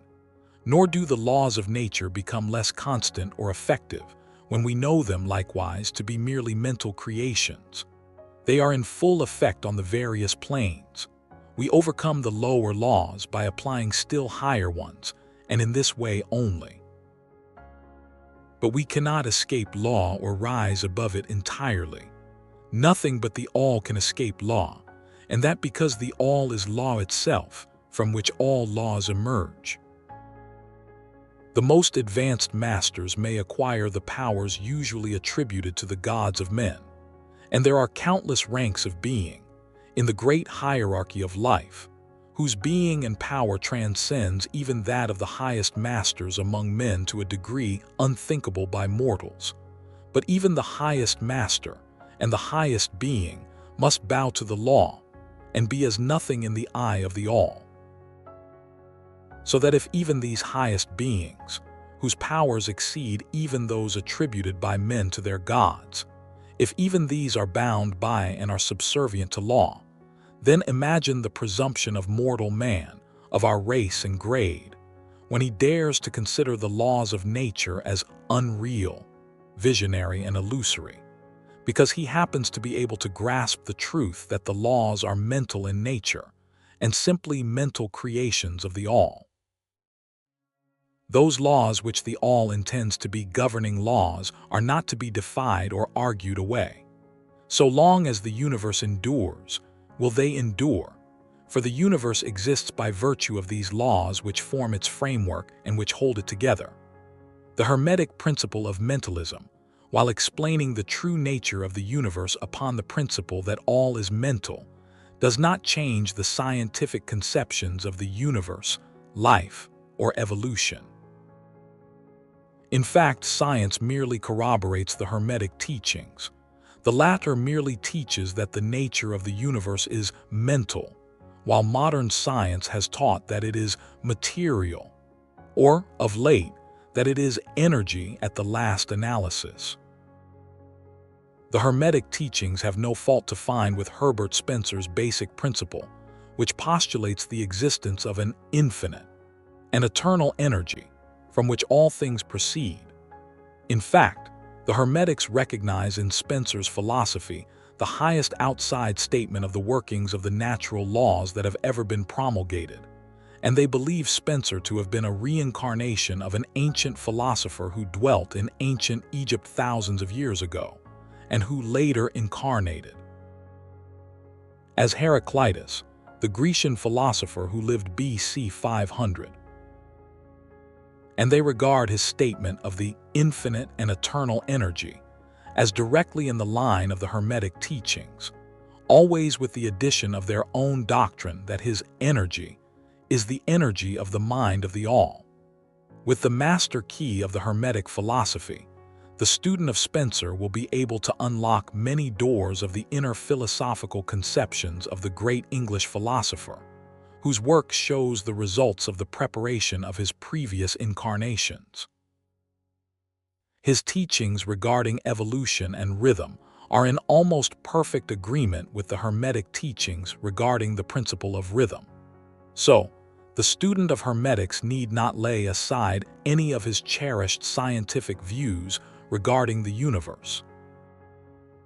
All he is asked to do is to grasp the underlying principle of the all is mind. The universe is mental, held in the mind of the all. He will find that the other 6 of the 7 principles will fit into his scientific knowledge and will serve to bring out obscure points and to throw light in dark corners. This is not to be wondered at when we realize the influence of the Hermetic thought on the early philosophers of Greece, upon whose foundations of thought the theories of modern science largely rest. The acceptance of the first Hermetic principle, mentalism, is the only great point of difference between modern science and Hermetic students, and science is gradually moving toward the Hermetic position in its groping in the dark for a way out of the labyrinth into which it has wandered in its search for reality. The purpose of this lesson is to impress upon the minds of our students the fact that, to all intents and purposes, the universe and its laws and its phenomena are just as real, so far, as man is concerned, as they would be under the hypotheses of materialism or energism. Under any hypothesis, the universe in its outer aspect is changing, ever-flowing and transitory, and therefore devoid of substantiality and reality. But note the other pole of the truth. Under any of the same hypotheses, we are compelled to act and live as if the fleeting things were real and substantial, with this difference always between the various hypotheses, that under the old views mental power was ignored as a natural force, while under mentalism it becomes the greatest natural force. And this one difference revolutionizes life to those who understand the principle and its resulting laws and practice. So finally, students all grasp the advantage of mentalism and learn to know, use and apply the laws resulting therefrom. But do not yield to the temptation which, as the Kybalion states, overcomes the half-wise and which causes them to be hypnotized by the apparent unreality of things, the consequence being that they wander about like dream people dwelling in a world of dreams, ignoring the practical work and life of man, the end being that they are broken against the rocks and torn asunder by the elements by reason of their folly. Rather follow the example of the wise, which the same authority states, use law against laws, the higher against the lower, and by the art of alchemy transmute that which is undesirable into that which is worthy, and thus triumph. Following the authority, let us avoid the half-wisdom which is folly, which ignores the truth that mastery consists not in abnormal dreams, visions, and fantastic imaginings or living, but in using the higher forces against the lower, escaping the pains of the lower planes by vibrating on the higher. Remember always, student, that transmutation, not presumptuous denial, is the weapon of the master. The above quotations are from the Kybalion and are worthy of being committed to memory by the student. We do not live in a world of dreams, but in a universe which, while relative, is real so far as our lives and actions are concerned. Our business in the universe is not to deny its existence, but to live, using the laws to rise from lower to higher, living on, doing the best that we can under the circumstances arising each day, and living, so far as is possible, to our highest ideas and ideals. The true meaning of life is not known to men on this plane, if indeed to any, but the highest authorities and our own intuitions teach us that we will make no mistake in living up to the best that is in us, so far as is possible, and realizing the universal tendency in the same direction in spite of apparent evidences to the contrary. We are all on the path, and the road leads upward ever, with frequent resting places. Read the message of the Kybalion and follow the example of the wise, avoiding the mistake of the half-wise who perish by reason of their folly. The all in all. While all is in the all, it is equally true that the all is in all. To him who truly understands this truth hath come great knowledge. The How often have the majority of people heard repeated the statement that their deity, called by many names, was all in all, and how little have they suspected the inner occult truth concealed by these carelessly uttered words. The commonly used expression is a survival of the ancient, Hermetic maxim quoted above. As the Kybalion says, to him who truly understands this truth hath come great knowledge. And this being so, let us seek this truth, the understanding of which means so much. In this statement of truth, this Hermetic maxim, is concealed one of the greatest philosophical, scientific, and religious truths. We have given you the Hermetic teaching regarding the mental nature of the universe, the truth that the universe is mental, held in the mind of the all. As the Kybalion says in the passage quoted above, all is in the all. But note also the co-related statement that it is equally true that the all is in all. This apparently contradictory statement is reconcilable under the law of paradox. It is, moreover, an exact Hermetic statement of the relations existing between the all and its mental universe. We have seen how all is in the all. Now let us examine the other aspect of the subject. The Hermetic teachings are to the effect that the all is immanent in remaining within, inherent, abiding within its universe, and in every part, particle, unit, or combination within the universe. This statement is usually illustrated by the teachers by a reference to the principle of correspondence. The teacher instructs the student to form a mental image of something, a person, an idea, something having a mental form, the favorite example being that of the author or dramatist forming an idea of his characters, or a painter or sculptor forming an image of an ideal that he wishes to express by his art. In each case, the student will find that while the image has its existence and being solely within his own mind, yet he, the student, author, dramatist, painter, or sculptor, is in a sense immanent in, remaining within, or abiding within the mental image also. In other words, the entire virtue, life, spirit of reality in the mental image is derived from the immanent mind of the thinker. Consider this for a moment until the idea is grasped.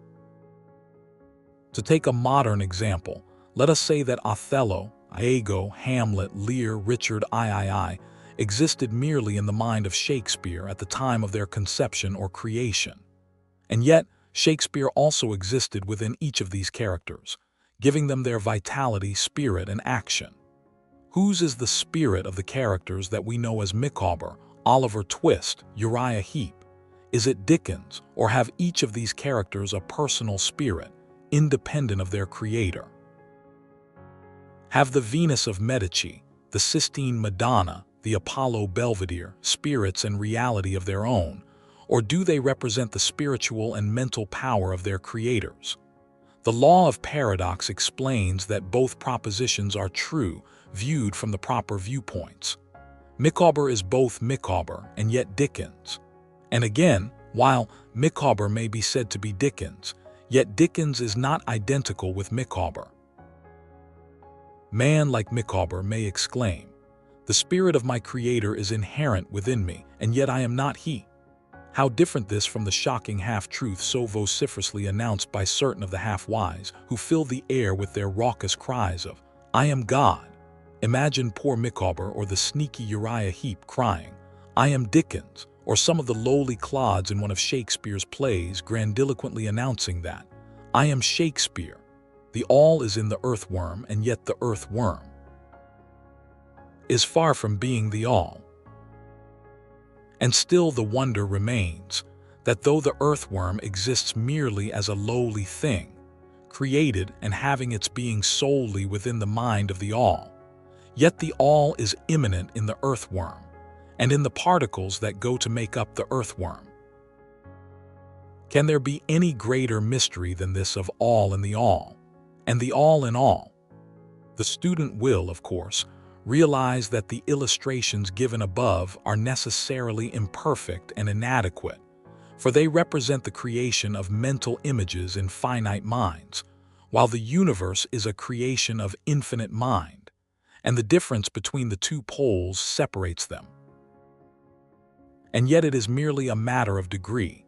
The same principle is in operation. The principle of correspondence manifests in each. As above, so below. As below, so above.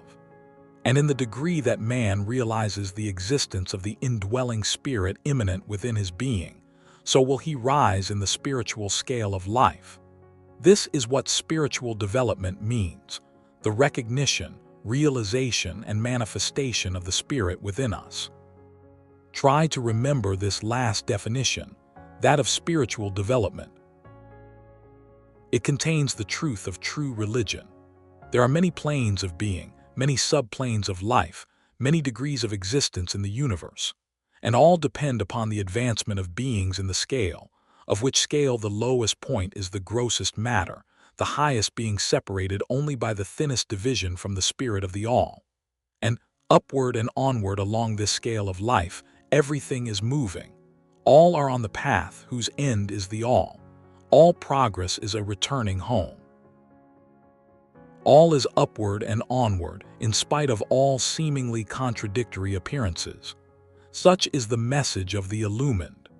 The Hermetic teachings concerning the process of the mental creation of the universe are that at the beginning of the creative cycle, the all, in its aspect of being, projects its will toward its aspect of becoming, and the process of creation begins.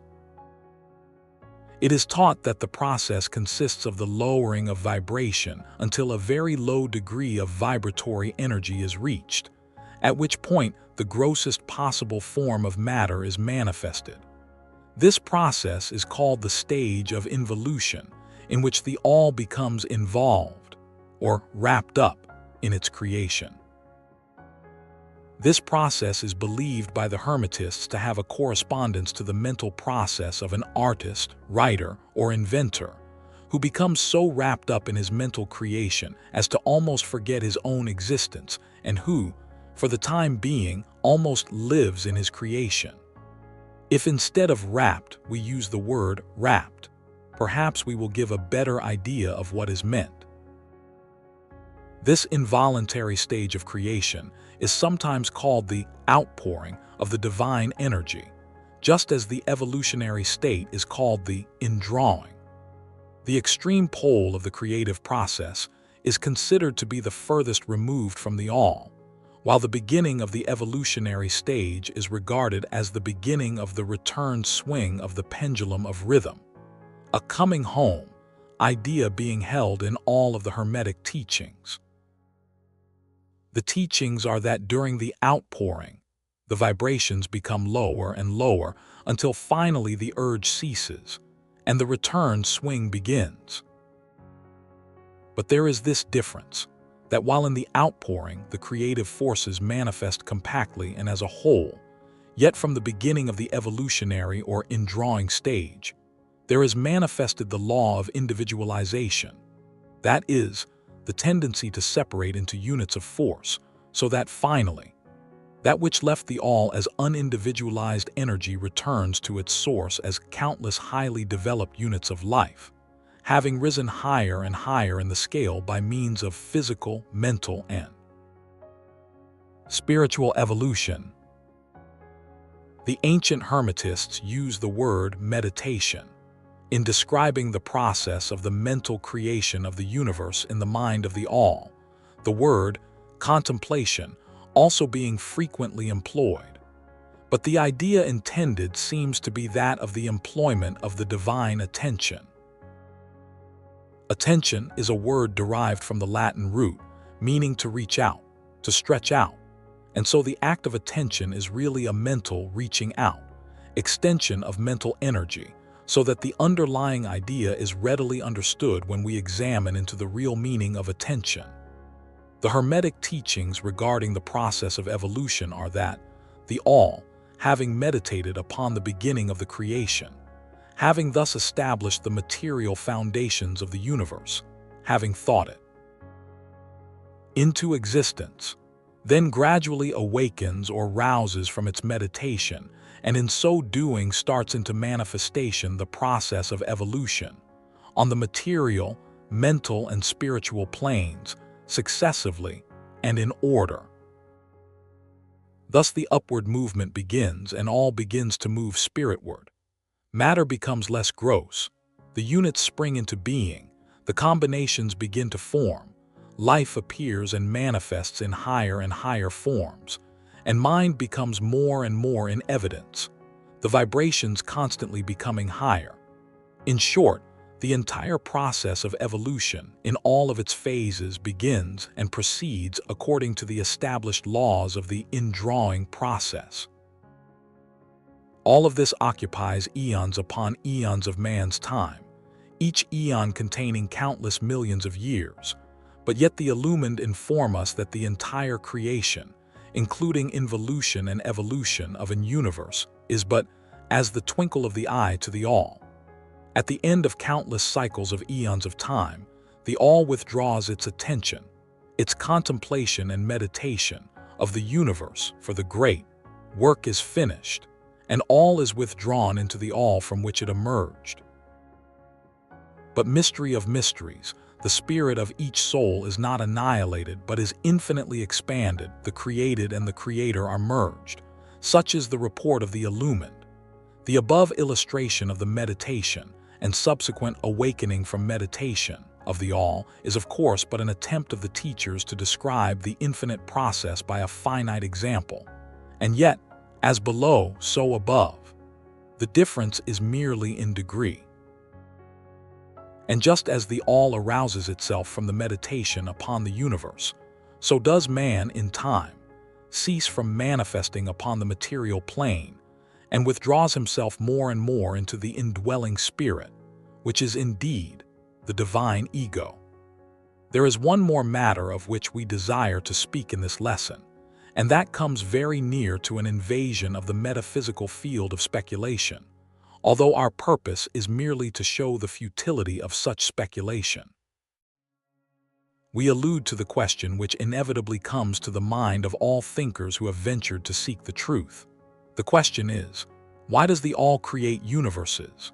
The question may be asked in different forms, but the above is the gist of the inquiry. Men have striven hard to answer this question, but still, there is no answer worthy of the name. Some have imagined that the all had something to gain by it, but this is absurd, for what could the all gain that it did not already possess? Others have sought the answer in the idea that the all wished something to love, and others that it created for pleasure or amusement, or because it was lonely, or to manifest its power, all puerile explanations and ideas belonging to the childish period of thought. Others have sought to explain the mystery by assuming that the all found itself compelled to create by reason of its own internal nature, its creative instinct. This idea is in advance of the others, but its weak point lies in the idea of the all being compelled by anything, internal or external. If its internal nature or creative instinct compelled it to do anything, then the internal nature or creative instinct would be the absolute instead of the all, and so accordingly that part of the proposition falls. And yet the all does create and manifest, and seems to find some kind of satisfaction in so doing. And it is difficult to escape the conclusion that in some infinite degree it must have what would correspond to an inner nature, or creative instinct, in man, with correspondingly infinite desire and will. It could not act unless it willed to act, and it would not will to act unless it desired to act, and it would not desire to act unless it obtained some satisfaction thereby. And all of these things would belong to an inner nature, and might be postulated as existing according to the law of correspondence. But still, we prefer to think of the all as acting entirely free from any influence, internal as well as external. That is the problem which lies at the root of difficulty, and the difficulty that lies at the root of the problem. Strictly speaking, there cannot be said to be any reason whatsoever for the all to act, for a reason implies a cause, and the all is above cause and effect, except when it wills to become a cause, at which time the principle is set into motion. So you see, the matter is unthinkable, just as the all is unknowable. Just as we say the all merely is, so we are compelled to say that the all acts because it acts. At the last, the all is all reason in itself, all law in itself, all action in itself, and it may be said truthfully that the all is its own reason, its own law, its own act, or still further that the all, its reason, its act, its law are one, all being names for the same thing.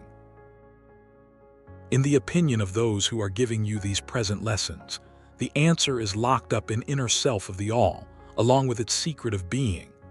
The law of correspondence, in our opinion, reaches only to that aspect of the all which may be spoken of as the aspect of becoming. Back of that aspect is the aspect of being, in which all laws are lost in law, all principles merge into principle, and the all, principle, and being are identical, one and the same. Therefore, metaphysical speculation on this point is futile. We go into the matter here merely to show that we recognize the question, and also the absurdity of the ordinary answers of metaphysics and theology. In conclusion, it may be of interest to our students to learn that while some of the ancient and modern Hermetic teachers have rather inclined in the direction of applying the principle of correspondence to the question, with the result of the inner nature conclusion, still the legends have it that Hermes, the Great, when asked this question by his advanced students, answered them by pressing his lips tightly together and saying not a word, indicating that there was no answer. But then he may have intended to apply the axiom of his philosophy that the lips of wisdom are closed, except to the ears of understanding, believing that even his advanced students did not possess the understanding which entitled them to the teaching. At any rate, if Hermes possessed the secret, he failed to impart it, and so far as the world is concerned, the lips of Hermes are closed regarding it. And where the great Hermes hesitated to speak, what mortal may dare to teach? But remember that whatever be the answer to this problem, if indeed there be an answer, the truth remains that, while all is in the all, it is equally true that the all is in all. The teaching on this point is emphatic, and we may add the concluding words of the quotation, "To him who truly understands this truth hath come great knowledge. As above, so below, as below, so above." The Kybalion. He great second Hermetic principle embodies the truth that there is a harmony, agreement, and correspondence between the several planes of manifestation, life and being. This truth is a truth because all that is included in the universe emanates from the same source, and the same laws, principles, and characteristics apply to each unit, or combination of units of activity, as each manifests its own phenomena upon its own plane. For the purpose of convenience of thought and study, the Hermetic philosophy considers that the universe may be divided into three great classes of phenomena, known as the three great planes, namely, I, the great physical plane, I, the great mental plane, I, the great spiritual plane. These divisions are more or less artificial and arbitrary, for the truth is that all of the three divisions are but ascending degrees of the great scale of life, the lowest point of which is undifferentiated matter, and the highest point that of spirit. And moreover, the different planes shade into each other, so that no hard and fast division may be made between the higher phenomena of the physical and the lower of the mental, or between the higher of the mental and the lower of the physical. In short, the three great planes may be regarded as three great groups of degrees of life manifestation. While the purposes of this little book do not allow us to enter into an extended discussion of, or explanation of, the subject of these different planes, still, we think it well to give a general description of the same at this point. At the beginning, we may as well consider the question so often asked by the neophyte, who desires to be informed regarding the meaning of the word plane, which term has been very freely used and very poorly explained in many recent works upon the subject of occultism. The question is generally about as follows: is a plane a place having dimensions, or is it merely a condition or state? We answer, no, not a place, nor ordinary dimension of space, and yet more than a state or condition. It may be considered as a state or condition, and yet the state or condition is a degree of dimension in a scale subject to measurement. Somewhat paradoxical, is it not? But let us examine the matter. A dimension, you know, is a measure in a straight line relating to measure, and so on the ordinary dimensions of space are length, breadth, and height, or perhaps length, breadth, height, thickness, or circumference. But there is another dimension of created things, or measure in a straight line, known to occultists, and to scientists as well, although the latter have not as yet applied the term dimension to it. And this new dimension, which, by the way, is the much speculated, about fourth dimension, is the standard used in determining the degrees or planes. This fourth dimension may be called the dimension of vibration. It is a fact well known to modern science, as well as to the Hermetists who have embodied the truth in their third Hermetic principle, that everything is in motion, everything vibrates, nothing is at rest. From the highest manifestation to the lowest, everything and all things vibrate. Not only do they vibrate at different rates of motion, but as in different directions and in a different manner. The degrees of the rate of vibrations constitute the degrees of measurement on the scale of vibrations, in other words, the degrees of the fourth dimension, and these degrees form what occultists call planes. The higher the degree of rate of vibration, the higher the plane, and the higher the manifestation of life occupying that plane, so that while a plane is not a place, nor yet a state or condition, yet it possesses qualities common to both. We shall have more to say regarding the subject of the scale of vibrations in our next lessons, in which we shall consider the Hermetic principle of vibration. You will kindly remember, however, that the three great planes are not actual divisions of the phenomena of the universe, but merely arbitrary terms used by the Hermetists in order to aid in the thought and study of the various degrees and forms of universal activity and life. The atom of matter, the unit of force, the mind of man, and the being of the archangel are all but degrees in one scale, and all fundamentally the same. The difference between solely a matter of degree and rate of vibration. All are creations of the All, and have their existence solely within the infinite mind of the All. The Hermetists subdivide each of the three great planes into 7 minor planes, and each of these latter are also subdivided into 7 subplanes, all divisions being more or less arbitrary, shading into each other, and adopted merely for convenience of scientific study and thought. The great physical plane and its 7 minor planes is that division of the phenomena of the universe which includes all that relates to physics or material things, forces, and manifestations. It includes all forms of that which we call matter and all forms of that which we call energy or force.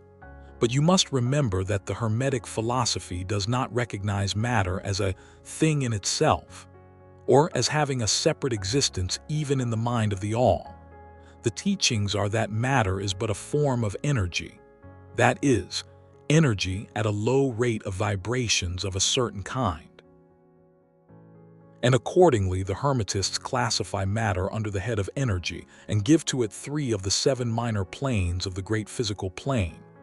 These 7 minor physical planes are as follows: I, the plane of matter A; II, the plane of matter B; III, the plane of matter C; IV, the plane of ethereal substance; V, the plane of energy A; VI, the plane of energy B; VII, the plane of energy C.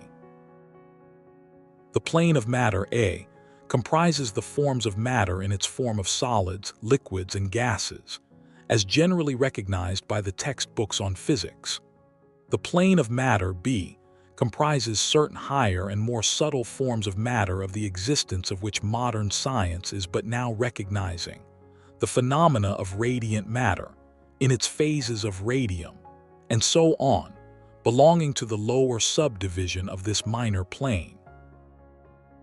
The plane of matter C comprises forms of the most subtle and tenuous matter, the existence of which is not suspected by ordinary scientists. The plane of ethereal substance comprises that which science speaks of as the ether, a substance of extreme tenuity and elasticity, pervading all universal space, and acting as a medium for the transmission of waves of energy, such as light, heat, electricity, and so on. This ethereal substance forms a connecting link between matter, so called, and energy, and partakes of the nature of each. The Hermetic teachings, however, instruct that this plane has 7 subdivisions, as have all of the minor planes, and that in fact there are 7 ethers instead of but 1. Next above the plane of ethereal substance comes the plane of energy A, which comprises the ordinary forms of energy known to science, its 7 subplanes being, respectively, heat, light, magnetism, electricity and attraction, including gravitation, cohesion, chemical affinity, and so on, and several other forms of energy indicated by scientific experiments but not as yet named or classified. The plane of energy B comprises 7 subplanes of higher forms of energy not as yet discovered by science, but which have been called nature's finer forces, and which are called into operation in manifestations of certain forms of mental phenomena, and by which such phenomena becomes possible. The plane of energy, C, comprises 7 subplanes of energy so highly organized that it bears many of the characteristics of life, but which is not recognized by the minds of men on the ordinary plane of development, being available for the use on beings of the spiritual plane alone. Such energy is unthinkable to ordinary man, and may be considered almost as the divine power. The beings employing the same are as gods compared even to the highest human types known to us. The great mental plane comprises those forms of living things known to us in ordinary life, as well as certain other forms not so well known except to the occultist. The classification of the 7 minor mental planes is more or less satisfactory and arbitrary, unless accompanied by elaborate explanations which are foreign to the purpose of this particular work, but we may as well mention them. They are as follows: I, the plane of mineral mind; II, the plane of elemental mind; A, III, the plane of plant mind; IV, the plane of elemental mind; B, V, the plane of animal mind; VI, the plane of elemental mind; C, VII, the plane of human mind. The plane of mineral mind comprises the states or conditions of the units or entities, or groups and combinations of the same, which animate the forms known to us as minerals, chemicals, and so on. These entities must not be confounded with the molecules, atoms, and corpuscles themselves, the latter being merely the material bodies or forms of these entities, just as a man's body is but his material form and not himself. These entities may be called souls in one sense, and are living beings of a low degree of development, life, and mind, just a little more than the units of living energy, which comprise the higher subdivisions of the highest physical plane. The average mind does not generally attribute the possession of mind, soul, or life to the mineral kingdom, but all occultists recognize the existence of the same, and modern science is rapidly moving forward to the point of view of the Hermetic in this respect. The molecules, atoms, and corpuscles have their loves and hates, likes and dislikes, attractions and repulsions, affinities and non-affinities, and so on. And some of the more daring of modern scientific minds have expressed the opinion that the desire and will, emotions and feelings of the atoms differ only in degree from those of men. We have no time or space to argue this matter here. All occultists know it to be a fact, and others are referred to some of the more recent scientific works for outside corroboration. There are the usual 7 subdivisions to this plane. The plane of elemental mind, A, comprises the state or condition and degree of mental and vital development of a class of entities unknown to the average man, but recognized to occultists. They are invisible to the ordinary senses of man, but nevertheless exist and play their part of the drama of the universe. Their degree of intelligence is between that of the mineral and chemical entities on the one hand, and of the entities of the plant kingdom on the other. There are 7 subdivisions to this plane also. The plane of plant mind, in its 7 subdivisions, comprises the states or conditions of the entities comprising the kingdoms of the plant world, the vital and mental phenomena of which is fairly well understood by the average intelligent person. Many new and interesting scientific works regarding mind and life in plants having been published during the last decade. Plants have life, mind, and souls, as well as have the animals, man, and superman. The plane of elemental mind, B, in its 7 subdivisions, comprises the states and conditions of a higher form of elemental or unseen entities, playing their part in the general work of the universe. the mind and life of which form a part of the scale between the plane of plant mind and the plane of animal mind, the entities partaking of the nature of both. The plane of animal mind, in its 7 subdivisions, comprises the states and conditions of the entities, beings, or souls, animating the animal forms of life, familiar to us all. It is not necessary to go into details regarding this kingdom or plane of life, for the animal world is as familiar to us as is our own. The plane of elemental mind, C, in its 7 subdivisions, comprises those entities or beings, invisible as are all such elemental forms, which partake of the nature of both animal and human life in a degree and in certain combinations. The highest forms are semi-human in intelligence. The plane of human mind, in its 7 subdivisions, comprises those manifestations of life and mentality which are common to man, in his various grades, degrees, and divisions. In this connection, we wish to point out the fact that the average man of today occupies but the 4th subdivision of the plane of human mind, and only the most intelligent have crossed the borders of the 5th subdivision. It has taken the race millions of years to reach this stage, and it will take many more years for the race to move on to the 6th and 7th subdivisions and beyond. But remember that there have been races before us which have passed through these degrees and then on to higher planes. Our own race is the 5th, with stragglers from the 4th, which has set foot upon the path. And then there are a few advanced souls of our own race who have outstripped the masses, and who have passed on to the 6th and 7th subdivision, and some few being still further on. The man of the 6th subdivision will be the Superman. He of the 7th will be the Overman. In our consideration of the 7 minor mental planes, we have merely referred to the 3 elementary planes in a general way. We do not wish to go into this subject in detail in this work, for it does not belong to this part of the general philosophy and teachings.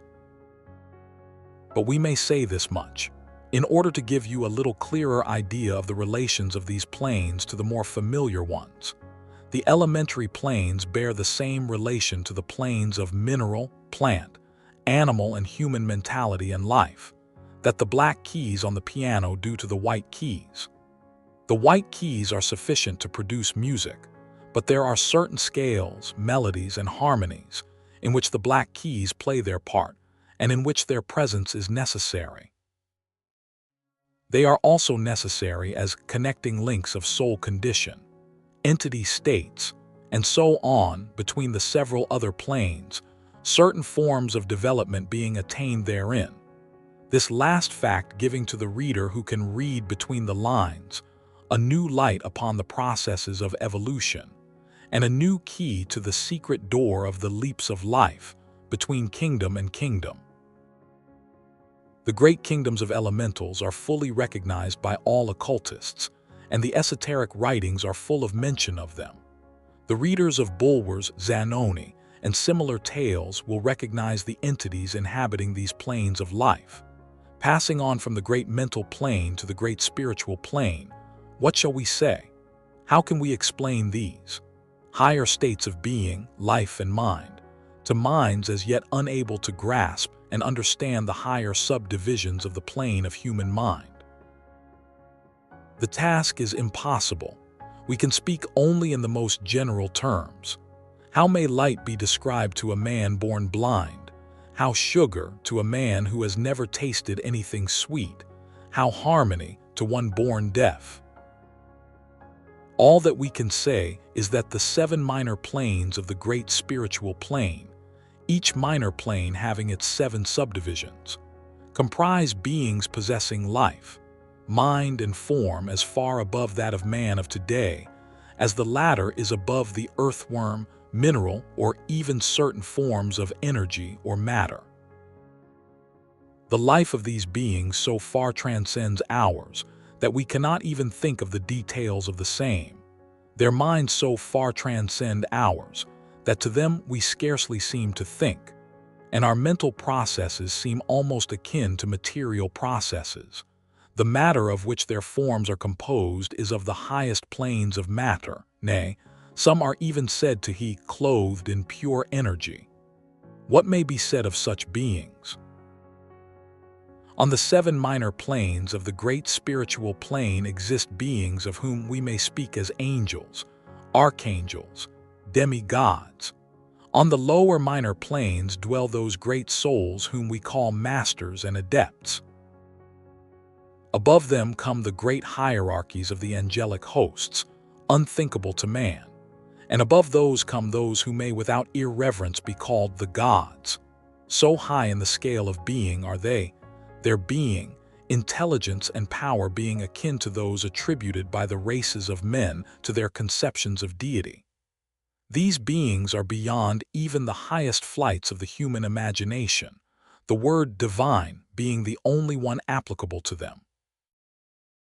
Many of these beings, as well as the angelic host, take the greatest interest in the affairs of the universe and play an important, extend their influence freely and powerfully in the process of evolution and cosmic progress. Their occasional intervention and assistance in human affairs have led to the many legends, beliefs, religions, and traditions of the race, past and present. They have superimposed their knowledge and power upon the world, again and again, all under the law of the all, of course. But yet, even the highest of these advanced beings exist merely as creations of, and in, the mind of the all and are subject to the cosmic processes and universal laws. They are still mortal. We may call them gods if we like, but still they are but the elder brethren of the race, the advanced souls who have outstripped their brethren and who have foregone the ecstasy of absorption by the all, in order to help the race on its upward journey along the path. But they belong to the universe and are subject to its conditions. They are mortal, and their plane is below that of absolute spirit. Only the most advanced Hermetists are able to grasp the inner teachings regarding the state of existence and the powers manifested on the spiritual planes. The phenomena is so much higher than that of the mental planes that a confusion of ideas would surely result from an attempt to describe the same. Only those whose minds have been carefully trained along the lines of the Hermetic philosophy for years, yes, those who have brought with them from other incarnations the knowledge acquired previously, can comprehend just what is meant by the teaching regarding these spiritual planes. And much of these inner teachings is held by the Hermetists as being too sacred, important, and even dangerous for general public dissemination. The intelligent student may recognize what we mean by this when we state that the meaning of spirit, as used by the Hermetists, is akin to living power, animated force, inner essence, essence of life, and so on, which meaning must not be confounded with that usually and commonly employed in connection with the term, i.e., religious, ecclesiastical, spiritual, ethereal, holy, and so on. And so on. To occultists, the word spirit is used in the sense of the animating principle, carrying with it the idea of power, living energy, mystic force, and so on. And occultists know that that which is known to them as spiritual power may be employed for evil as well as good ends, in accordance with the principle of polarity, a fact which has been recognized by the majority of religions in their conceptions of Satan, Beelzebub, the devil, Lucifer, fallen angels, and so on. And so the knowledge regarding these planes has been kept in the Holy of Holies in all esoteric fraternities and occult orders, in the secret chamber of the temple. But this may be said here, that those who have attained high spiritual powers and have misused them, have a terrible fate in store for them, and the swing of the pendulum of rhythm will inevitably swing them back to the furthest extreme of material existence, from which point they must retrace their steps spiritward, along the weary rounds of the path, but always with the added torture of having always with them a lingering memory of the heights from which they fell owing to their evil actions. The legends of the fallen angels have a basis in actual facts, as all advanced occultists know. The striving for selfish power on the spiritual planes inevitably results in the selfish soul losing its spiritual balance and falling back as far as it had previously risen. But to even such a soul, the opportunity of a return is given, and such souls make the return journey, paying the terrible penalty according to the invariable law. In conclusion, we would again remind you that according to the principle of correspondence, which embodies the truth, as above so below, as below so above, all of the 7 Hermetic principles are in full operation on all of the many planes, physical, mental, and spiritual. The principle of mental substance, of course, applies to all the planes, for all are held in the mind of the all. The principle of correspondence manifests in all, for there is a correspondence, harmony, and agreement between the several planes. The principle of vibration manifests on all planes. In fact, the very differences that go to make the planes arise from vibration, as we have explained. The principle of polarity manifests on each plane, the extremes of the poles being apparently opposite and contradictory. The principle of rhythm manifests on each plane, the movement of the phenomena having its ebb and flow, rise and flow, incoming and outgoing. The principle of cause and effect manifests on each plane, every effect having its cause and every cause having its effect. The principle of gender manifests on each plane, the creative energy being always manifest and operating along the lines of its masculine and feminine aspects. As above, so below. As below, so above. This centuries-old Hermetic axiom embodies one of the great principles of universal phenomena. As we proceed with our consideration of the remaining principles, we will see even more clearly the truth of the universal nature of this great principle of correspondence.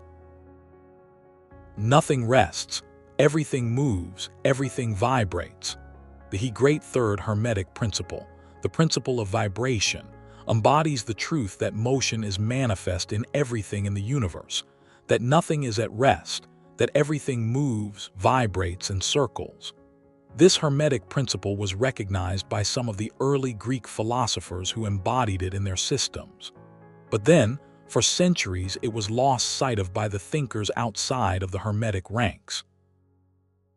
But in the 19th century, physical science rediscovered the truth, and the 20th century scientific discoveries have added additional proof of the correctness and truth of this centuries-old Hermetic doctrine.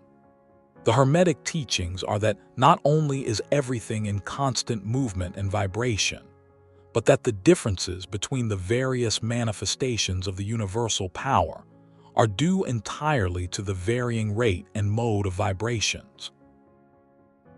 Not only this, but that even the all in itself manifests a constant vibration of such an infinite degree of intensity and rapid motion that it may be practically considered as at rest. The teachers directing the attention of the students to the fact that even on the physical plane, a rapidly moving object, such as a revolving wheel, seems to be at rest. The teachings are to the effect that spirit is at one end of the pole of vibration, the other pole being certain extremely gross forms of matter. Between these two poles are millions upon millions of different rates and modes of vibration. Modern science has proven that all that we call matter and energy are but modes of vibratory motion, and some of the more advanced scientists are rapidly moving toward the positions of the occultists who hold that the phenomena of mind are likewise modes of vibration or motion. Let us see what science has to say regarding the question of vibrations in matter and energy. In the first place, science teaches that all matter manifests in some degree the vibrations arising from temperature or heat. Be an object cold or hot, both being but degrees of the same things. It manifests certain heat vibrations, and in that sense is in motion and vibration. Then all particles of matter are in circular movement from corpuscle to suns. The planets revolve around suns, and many of them turn on their axes. The suns move around greater central points, and these are believed to move around still greater, and so on, ad infinitum. The molecules of which the particular kinds of matter are composed are in a state of constant vibration and movement around each other and against each other. The molecules are composed of atoms, which, likewise, are in a state of constant movement and vibration. The atoms are composed of corpuscles, sometimes called electrons, ions, and so on, which also are in a state of rapid motion, revolving around each other, and which manifest a very rapid state and mode of vibration. And so we see that all forms of matter manifest vibration, in accordance with the Hermetic principle of vibration. And so it is with the various forms of energy. Science teaches that light, heat, magnetism, and electricity are but forms of vibration, vibratory motion connected in some way with, and probably emanating from the ether. Science does not as yet attempt to explain the nature of the phenomena known as cohesion, which is the principle of molecular attraction, nor chemical affinity, which is the principle of atomic attraction, nor gravitation, the greatest mystery of the three, which is the principle of attraction by which every particle or mass of matter is bound to every other particle or mass. These three forms of energy are not as yet understood by science, yet the writers incline to the opinion that these two are manifestations of some form of vibratory energy, a fact which the Hermetists have held and taught for ages past. The universal ether, which is postulated by science without its nature being understood clearly, is held by the Hermetists to be but a higher manifestation of that which is erroneously called matter. That is to say, matter at a higher degree of vibration, and is called by them the ethereal substance. The Hermetists teach that this ethereal substance is of extreme tenuity and elasticity, and pervades universal space, serving as a medium of transmission of waves of vibratory energy, such as heat, light, electricity, magnetism, and so on. The teachings are that the ethereal substance is a connecting link between the forms of vibratory energy known as matter on the one hand, and energy or force on the other, and also that it manifests a degree of vibration, in rate and mode, entirely its. Scientists have offered the illustration of a rapidly moving wheel, top, or cylinder to show the effects of increasing rates of vibration. The illustration supposes a wheel, top, or revolving cylinder running at a low rate of speed. We will call this revolving thing the object in following out the illustration. Let us suppose the object moving slowly. It may be seen readily, but no sound of its movement reaches the ear. The speed is gradually increased. In a few moments, its movement becomes so rapid that a deep growl or low note may be heard. Then, as the rate is increased, the note rises one in the musical scale. Then, the motion being still further increased, the next highest note is distinguished. Then, one after another, all the notes of the musical scale appear, rising higher and higher as the motion is increased. Finally, when the motions have reached a certain rate, the final note perceptible to human ears is reached, and the shrill, piercing shriek dies away, and silence follows. No sound is heard from the revolving object, the rate of motion being so high that the human ear cannot register the vibrations. Then comes the perception of rising degrees of heat. Then, after quite a time, the eye catches a glimpse of the object becoming a dull, dark, reddish color. As the rate increases, the red becomes brighter.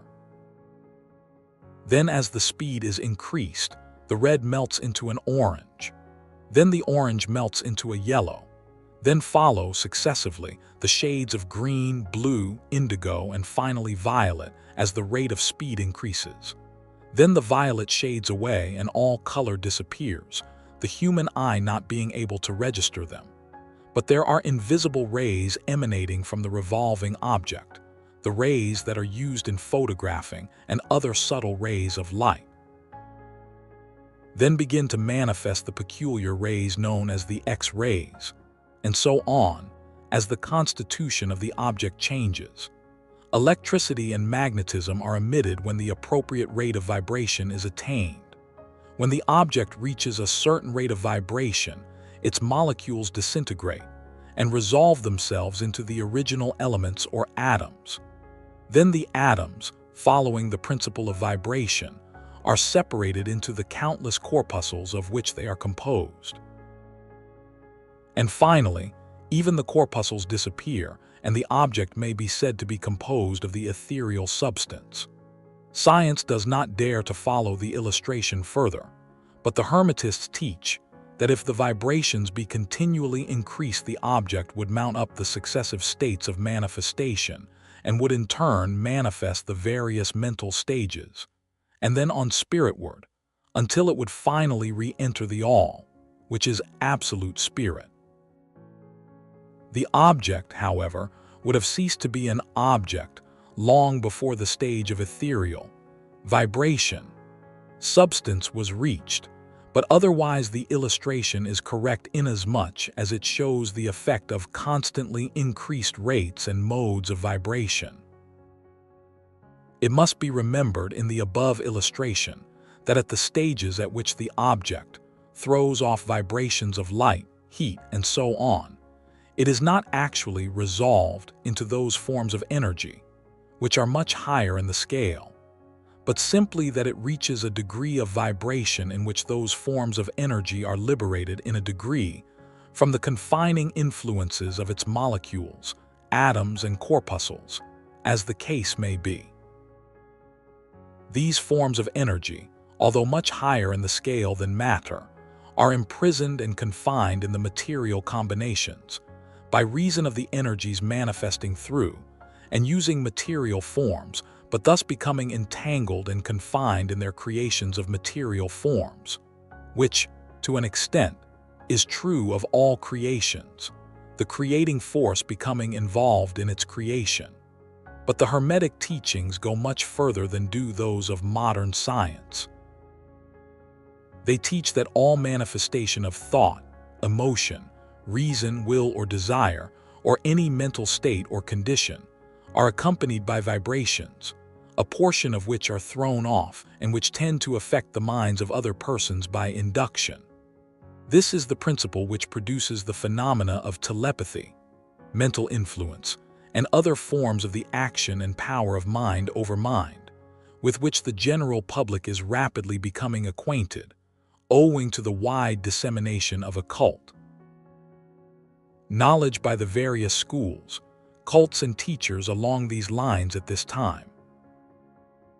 Every thought, emotion, or mental state has its corresponding rate and mode of vibration, and by an effort of the will of the person or of other persons, these mental states may be reproduced, just as a musical tone may be reproduced by causing an instrument to vibrate at a certain rate, just as color may be reproduced in the same way. By a knowledge of the principle of vibration as applied to mental phenomena, one may polarize his mind at any degree he wishes, thus gaining a perfect control over his mental states, moods, and so on. In the same way, he may affect the minds of others, producing the desired mental states in them. In short, he may be able to produce on the mental plane that which science produces on the physical plane, namely, vibrations at will. This power, of course, may be acquired only by the proper instruction, exercises, practice, and so on, the science being that of mental transmutation, one of the branches of the Hermetic art.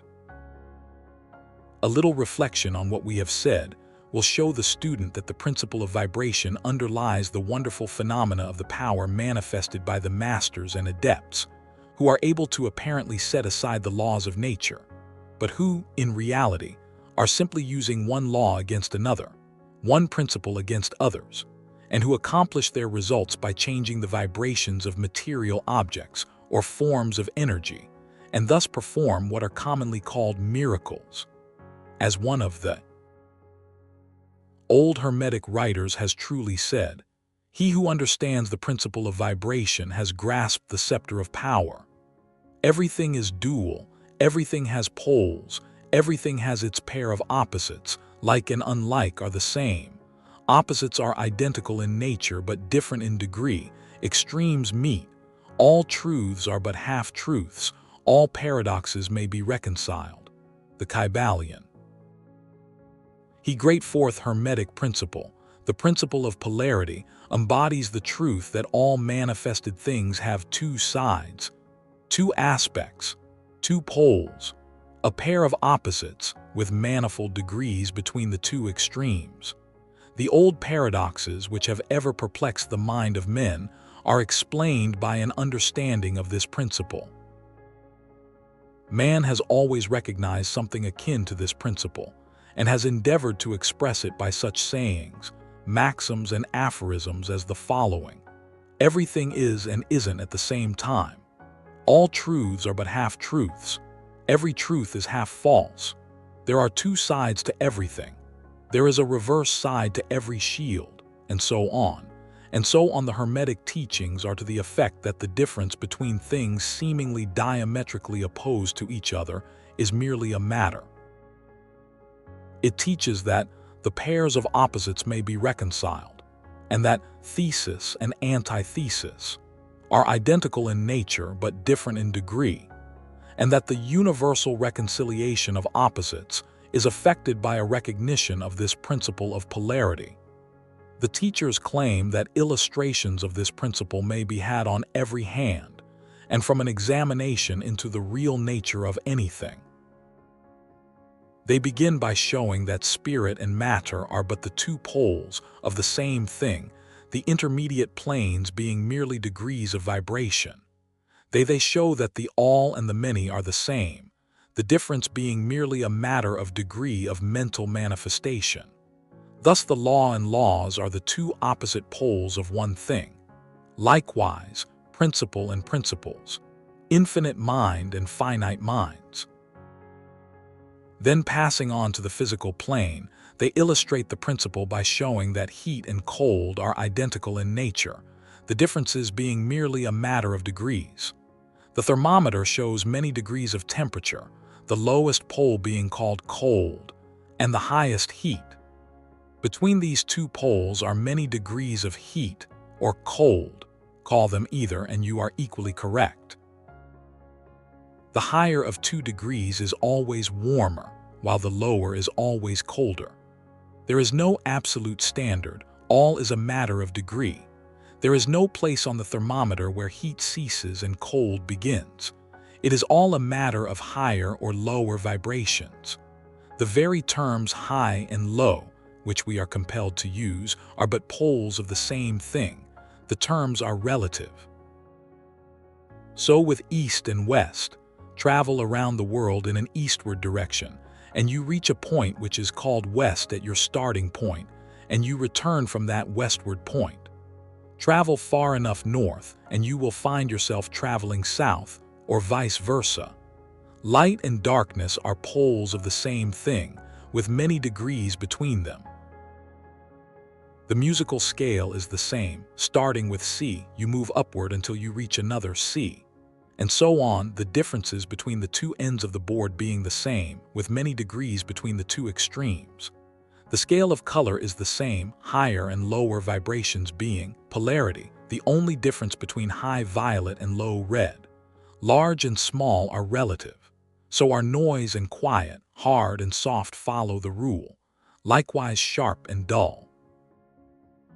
Positive and negative are two poles of the same thing, with countless degrees between them. Good and bad are not absolute.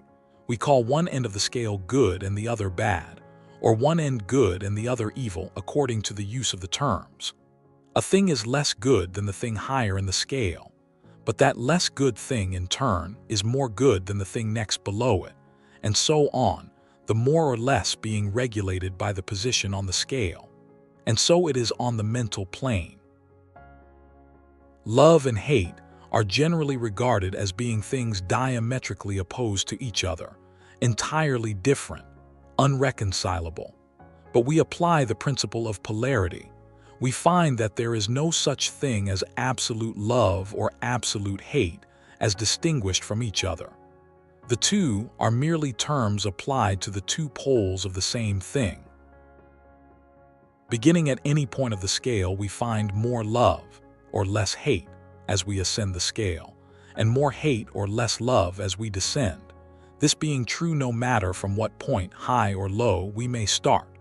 There are degrees of love and hate, and there is a middle point where like and dislike become so faint that it is difficult to distinguish between them. Courage and fear come under the same rule. The pairs of opposites exist everywhere. Where you find one thing, you find its opposite, the two poles. And it is this fact that enables the Hermetist to transmute one mental state into another, along the lines of polarization.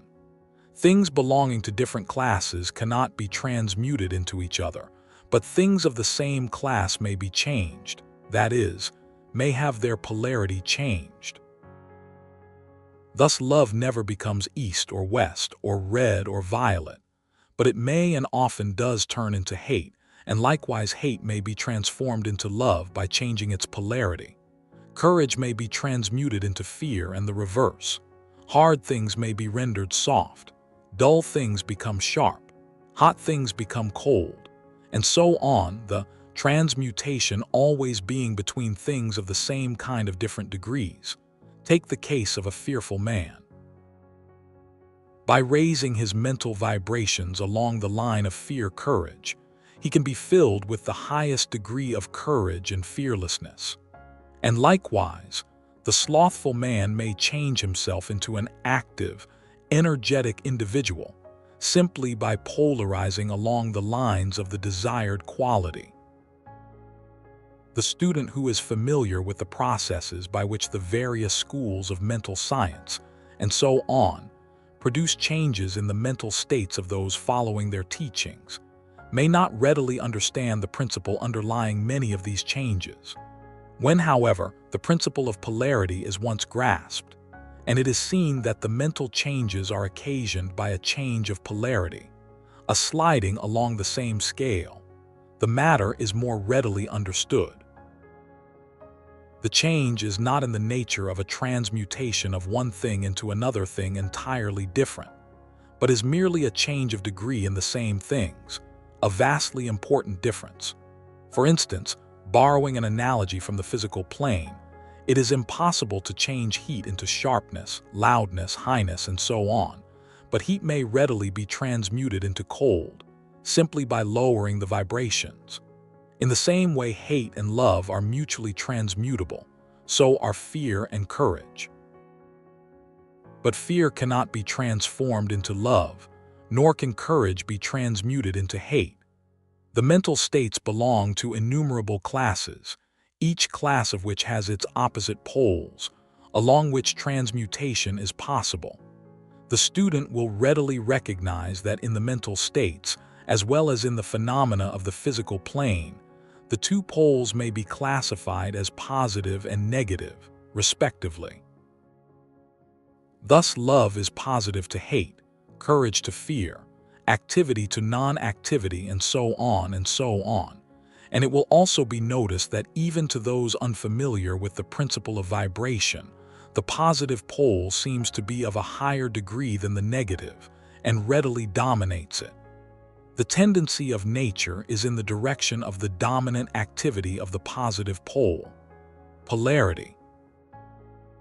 In addition to the changing of the poles of one's own mental states by the operation of the art of polarization, the phenomena of mental influence, in its manifold phases, shows us that the principle may be extended so as to embrace the phenomena of the influence of one mind over that of another, of which so much has been written and taught of late years. When it is understood that mental induction is possible, that is, that mental states may be produced by induction from others, then we can readily see how a certain rate of vibration or polarization of a certain mental state may be communicated to another person, and his polarity in that class of mental states thus changed. It is along this principle that the results of many of the mental treatments are obtained. For instance, a person is blue, melancholy, and full of fear. A mental scientist, bringing his own mind up to the desired vibration by his trained will, and thus obtaining the desired polarization in his own case, then produces a similar mental state in the other by induction, the result being that the vibrations are raised, and the person polarizes toward the positive end of the scale instead toward the negative, and his fear and other negative emotions are transmuted to courage and similar positive mental states. A little study will show you that these mental changes are nearly all along the line of polarization, the change being one of degree rather than of kind. A knowledge of the existence of this great Hermetic principle will enable the student to better understand his own mental states and those of other people. He will see that these states are all matters of degree, and seeing thus, he will be able to raise or lower the vibration at will, to change his mental poles, and thus be master of his mental states, instead of being their servant and slave. And by his knowledge, he will be able to aid his fellows intelligently, and by the appropriate methods change the polarity when the same is desirable. We advise all students to familiarize themselves with this principle of polarity, for a correct understanding of the same will throw light on many difficult subjects. Everything flows out and in, everything has its tides, all things rise and fall. The pendulum swing manifests in everything. The measure of the swing to the right is the measure of the swing to the left. Rhythm compensates. The Kybalion. The great fifth Hermetic principle, the principle of rhythm, embodies the truth that in everything there is manifested a measured motion, a to and from movement, a flow and inflow, a swing forward and backward, a pendulum-like movement, a tide like ebb and flow, a high tide and a low tide, between the two poles manifest on the physical, mental, or spiritual planes. The principle of rhythm is closely connected with the principle of polarity described in the preceding chapter. Rhythm manifests between the two poles established by the principle of polarity. This does not mean, however, that the pendulum of rhythm swings to the extreme poles, for this rarely happens. In fact, it is difficult to establish the extreme polar opposites in the majority of cases. But the swing is ever toward first one pole and then the other. There is always an action and reaction, an advance and a retreat, a rising and a sinking, manifested in all of the airs and phenomena of the universe. Suns, worlds, men, animals, plants, minerals, forces, energy, mind, and matter, yes, even spirit manifests this principle. The principle manifests in the creation and destruction of worlds, in the rise and fall of nations, in the life history of all things, and finally in the mental states of man. Beginning with the manifestations of spirit of the all, it will be noticed that there is ever the outpouring and the indrawing, the outbreathing and inbreathing of Brahm, as the Brahmins word it. Universes are created, reach their extreme low point of materiality, and then begin their upward swing. Suns spring into being, and then their height of power being reached, the process of retrogression begins, and after eons they become dead masses of matter, awaiting another impulse which starts again their inner energies into activity, and a new solar life cycle is begun. And thus it is with all the worlds. They are born, grow, and die, only to be reborn. And thus it is with all the things of shape and form. They swing from action to reaction, from birth to death, from activity to inactivity, and then back again. Thus it is with all living things. They are born, grow, and die, and then are reborn. So it is with all great movements, philosophies, creeds, fashions, governments, nations, and all else. Birth, growth, maturity, decadence, death, and then new birth. The swing of the pendulum is ever in evidence. Night follows day, and day night. The pendulum swings from summer to winter, and then back again. The corpuscles, atoms, molecules, and all masses of matter swing around the circle of their nature. There is no such thing as absolute rest or cessation from movement, and all movement partakes of rhythm. The principle is of universal application. It may be applied to any question or phenomena of any of the many planes of life.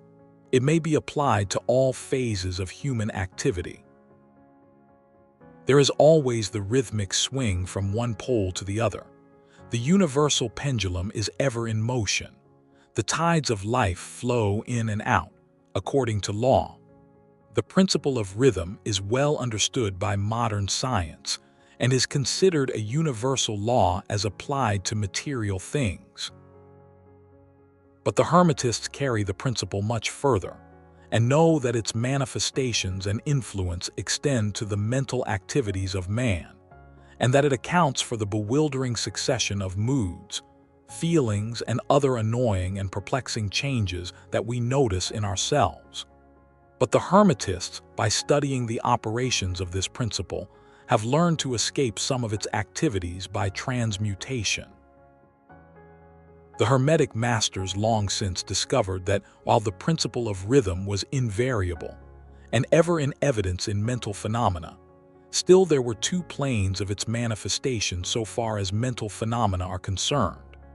They discovered that there were two general planes of consciousness, the lower and the higher, the understanding of which fact enabled them to rise to the higher plane, and thus escape the swing of the rhythmic pendulum which manifested on the lower plane. In other words, the swing of the pendulum occurred on the unconscious plane, and the consciousness was not affected. This they call the law of neutralization. Its operations consist in the raising of the ego above the vibrations of the unconscious plane of mental activity, so that the negative swing of the pendulum is not manifested in consciousness, and therefore they are not affected. It is akin to rising above a thing and letting it pass beneath you. The Hermetic master or advanced student polarizes himself at the desired pole, and by a process akin to refusing to participate in the backward swing, or, if you prefer, a denial of its influence over him, he stands firm in his polarized position and allows the mental pendulum to swing back along the unconscious plane. All individuals who have attained any degree of self-mastery accomplish this, more or less unknowingly, and by refusing to allow their moods and negative mental states to affect them, they apply the law of neutralization. The master, however, carries this to a much higher degree of proficiency, and by the use of his will he attains a degree of poise and mental firmness almost impossible of belief on the part of those who allow themselves to be swung backward and forward by the mental pendulum of moods and feelings. The importance of this will be appreciated by any thinking person who realizes what creatures of moods, feelings, and emotion the majority of people are, and how little mastery of themselves they manifest. If you will stop and consider a moment, you will realize how much these swings of rhythm have affected you in your life, how a period of enthusiasm has been invariably followed by an opposite feeling and mood of depression. Likewise, your moods and periods of courage have been succeeded by equal moods of fear, and so it has ever been with the majority of persons. Tides of feeling have ever risen and fallen with them, but they have never suspected the cause or reason of the mental phenomena.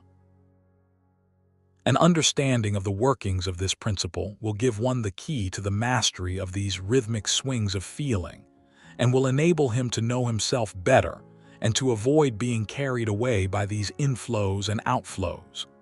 The will is superior to the conscious manifestation of this principle, although the principle itself can never be destroyed. We may escape its effects, but the principle operates, nevertheless. The pendulum ever swings, although we may escape being carried along with it. There are other features of the operation of this principle of rhythm of which we wish to speak at this point.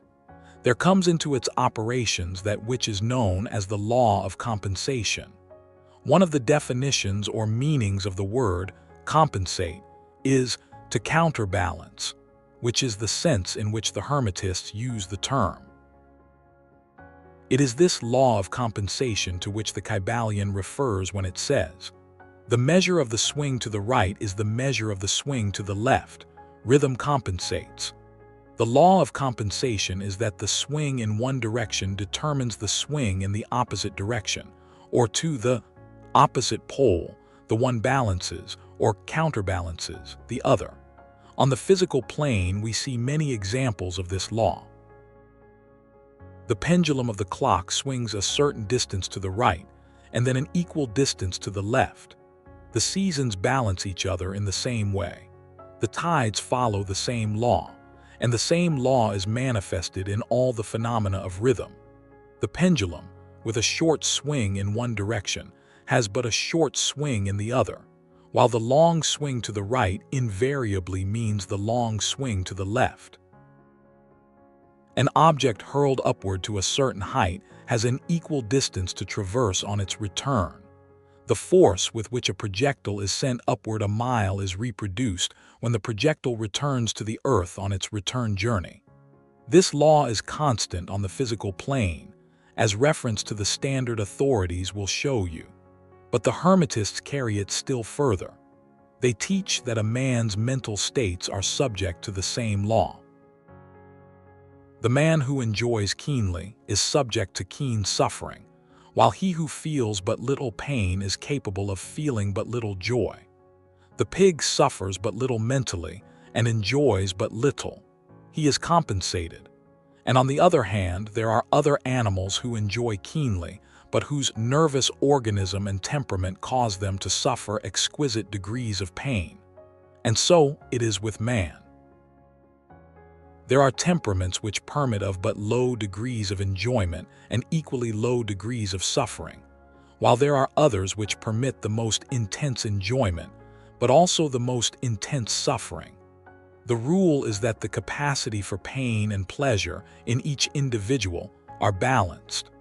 The law of compensation is in full operation here, but the Hermetists go still further in this matter. They teach that before one is able to enjoy a certain degree of pleasure, he must have swung as far, proportionately, toward the other pole of feeling. They hold, however, that the negative is precedent to the positive in this matter. That is to say that in experiencing a certain degree of pleasure, it does not follow that he will have to pay up for it with a corresponding degree of pain. On the contrary, the pleasure is the rhythmic swing, according to the law of compensation, for a degree of pain previously experienced either in the present life or in a previous incarnation. This throws a new light on the problem of pain. The Hermetists regard the chain of lives as continuous and as forming a part of one life of the individual, so that in consequence the rhythmic swing is understood in this way, while it would be without meaning unless the truth of reincarnation is admitted. But the Hermetists claim that the master or advanced student is able, to a great degree, to escape the swing toward pain by the process of neutralization before mentioned. By rising on to the higher plane of the ego, much of the experience that comes to those dwelling on the lower plane is avoided and escaped. The law of compensation plays an important part in the lives of men and women. It will be noticed that one generally pays the price of anything he possesses or lacks. If he has one thing, he lacks another. The balance is struck. No one can keep his penny and have the bit of cake at the same time. Everything has its pleasant and unpleasant sides. The things that one gains are always paid for by the things that one loses. The rich possess much that the poor lack, while the poor often possess things that are beyond the reach of the rich. The millionaire may have the inclination toward feasting, and the wealth wherewith to secure all the dainties and luxuries of the table, while he lacks the appetite to enjoy the same. He envies the appetite and digestion of the laborer, who lacks the wealth and inclinations of the millionaire, and who gets more pleasure from his plain food than the millionaire could obtain even if his appetite were not jaded, nor his digestion ruined, for the wants, habits, and inclinations differ. And so it is through life.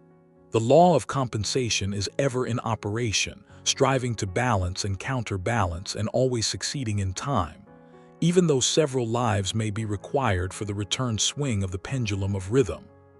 Every cause has its effect, every effect has its cause, everything happens according to law. Chance is but a name for law not recognized.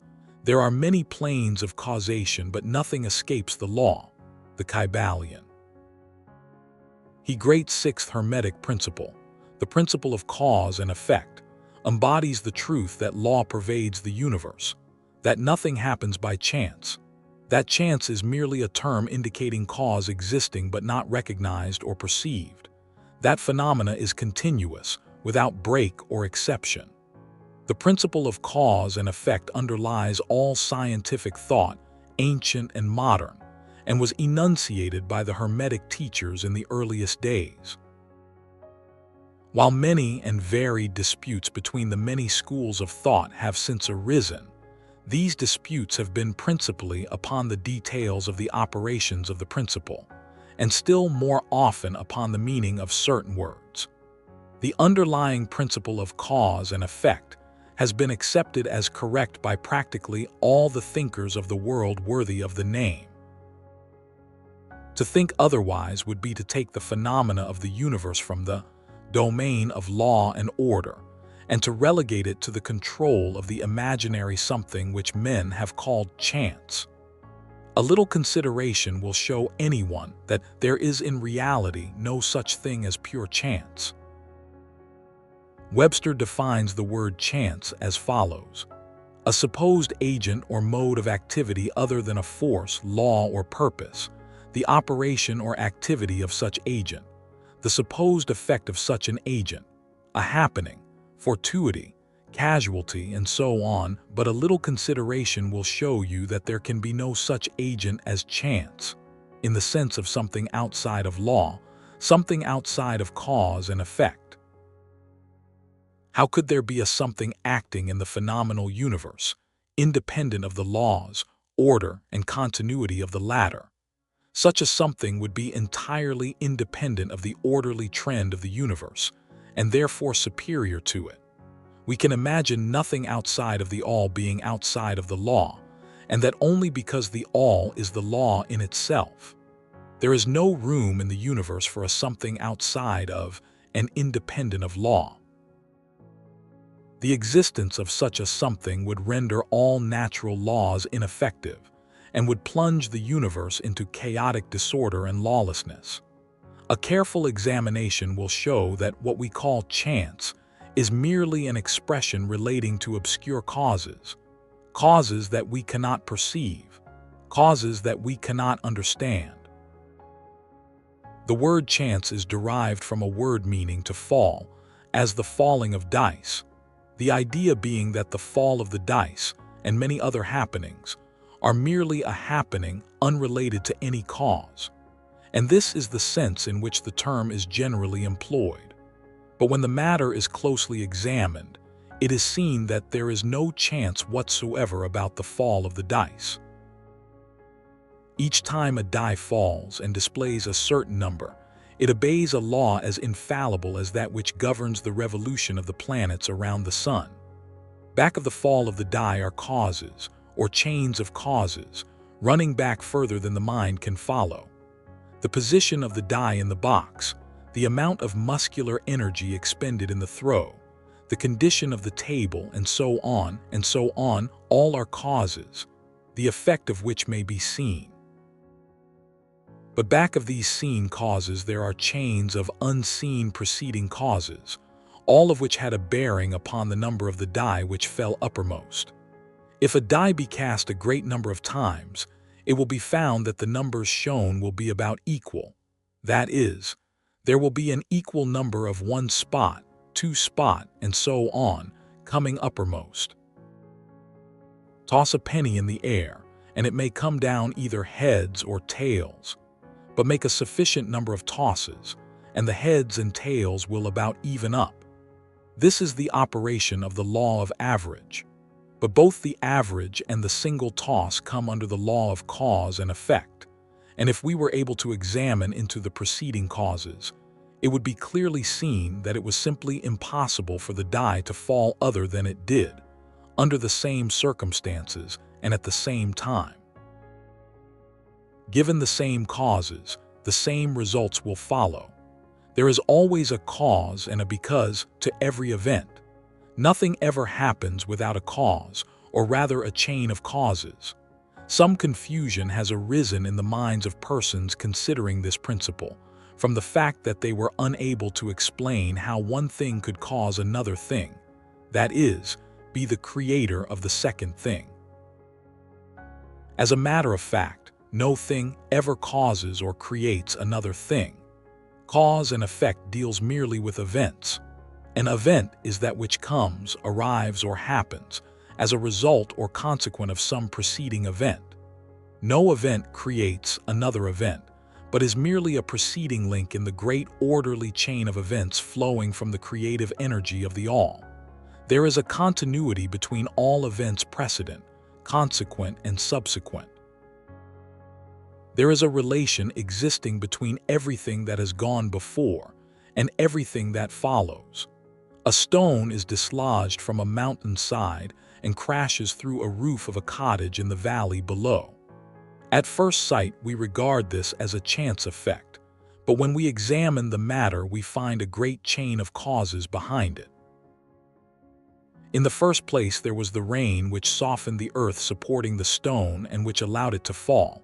Then back of that was the influence of the sun, other rains, and so on, which gradually disintegrated the piece of rock from a larger piece. Then there were the causes which led to the formation of the mountain, and its upheaval by convulsions of nature, and so on ad infinitum. Then we might follow up the causes behind the rain, and so on. Then we might consider the existence of the roof. In short, we would soon find ourselves involved in a mesh of cause and effect, from which we would soon strive to extricate ourselves. Just as a man has 2 parents and 4 grandparents, and 8 great-grandparents, and 16 great-great-grandparents, and so on until when, say, 40 generations are calculated, the numbers of ancestors run into many millions. So it is with the number of causes behind even the most trifling event or phenomena, such as the passage of a tiny speck of soot before your eye.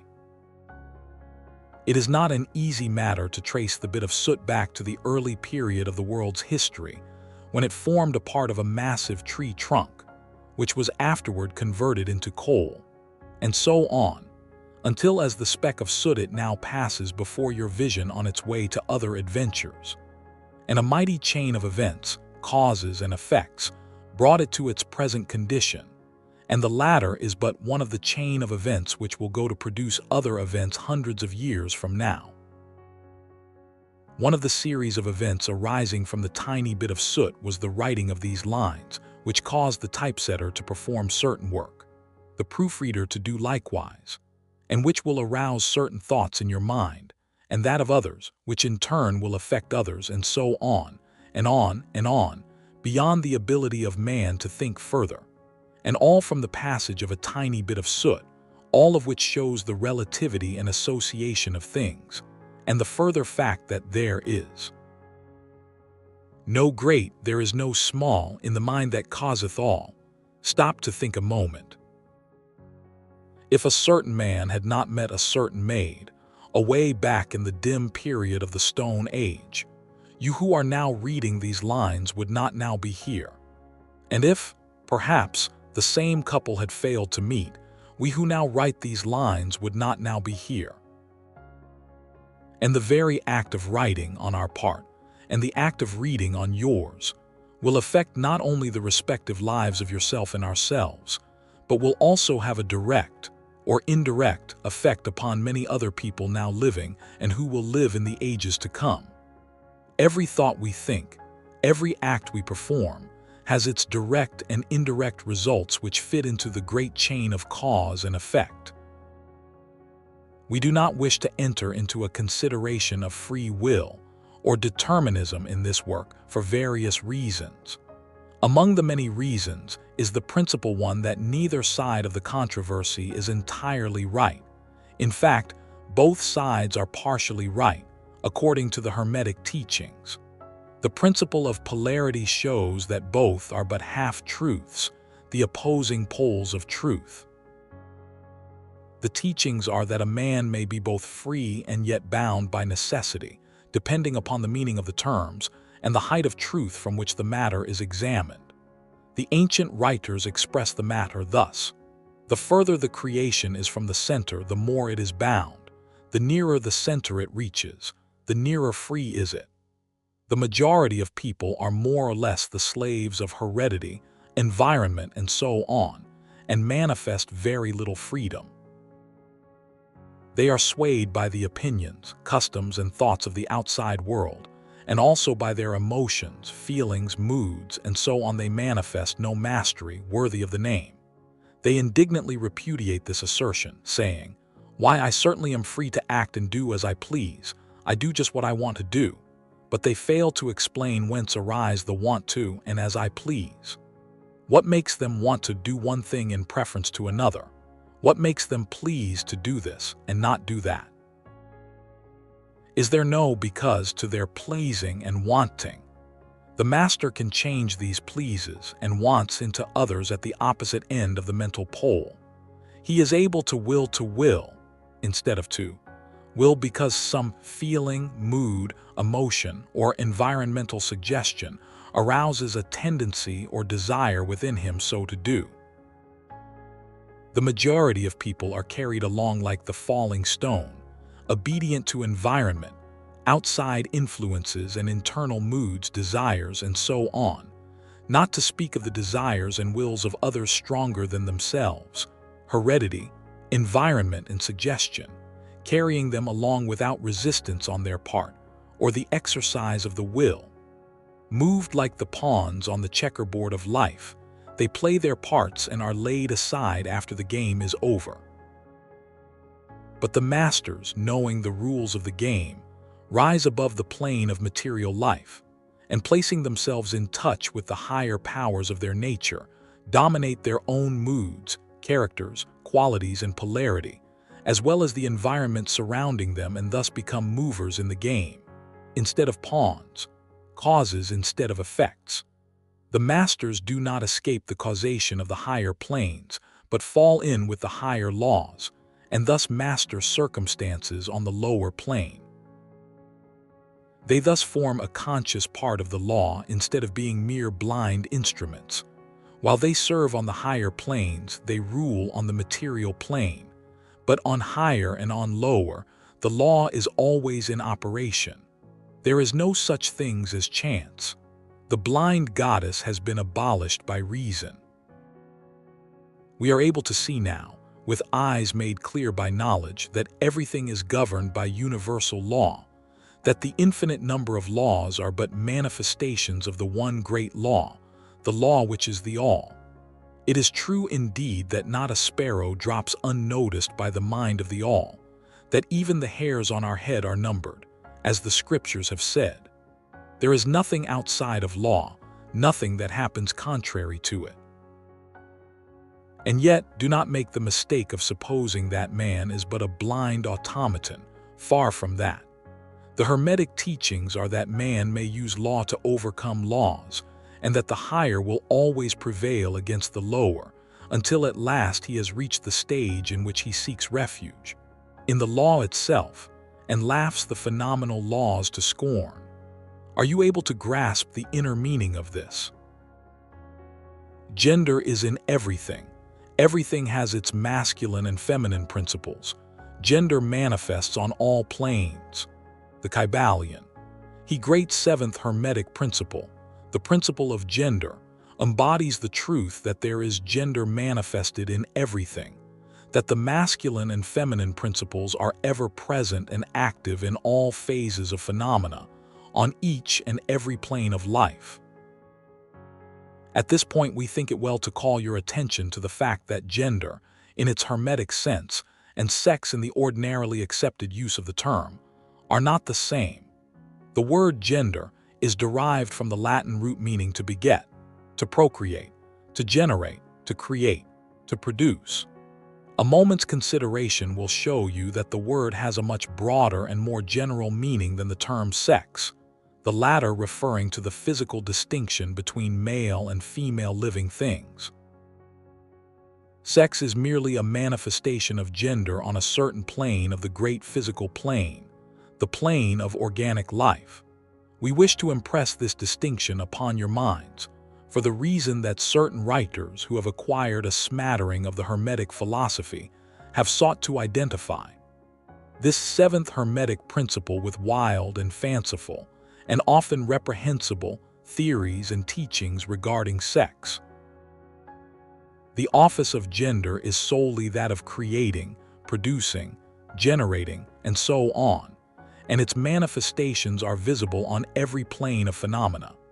It is somewhat difficult to produce proofs of this along scientific lines, for the reason that science has not as yet recognized this principle as of universal application. But still, some proofs are forthcoming from scientific sources. In the first place, we find a distinct manifestation of the principle of gender among the corpuscles, ions, or electrons, which constitute the basis of matter as science now knows the latter, and which by forming certain combinations form the atom, which until lately was regarded as final and indivisible.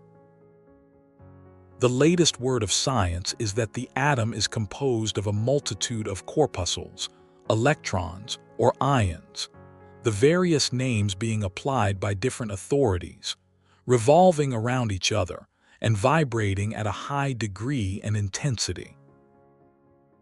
But the accompanying statement is made that the formation of the atom is really due to the clustering of negative corpuscles around a positive one, the positive corpuscles seeming to exert a certain influence upon the negative corpuscles, causing the latter to assume certain combinations and thus create or generate an atom.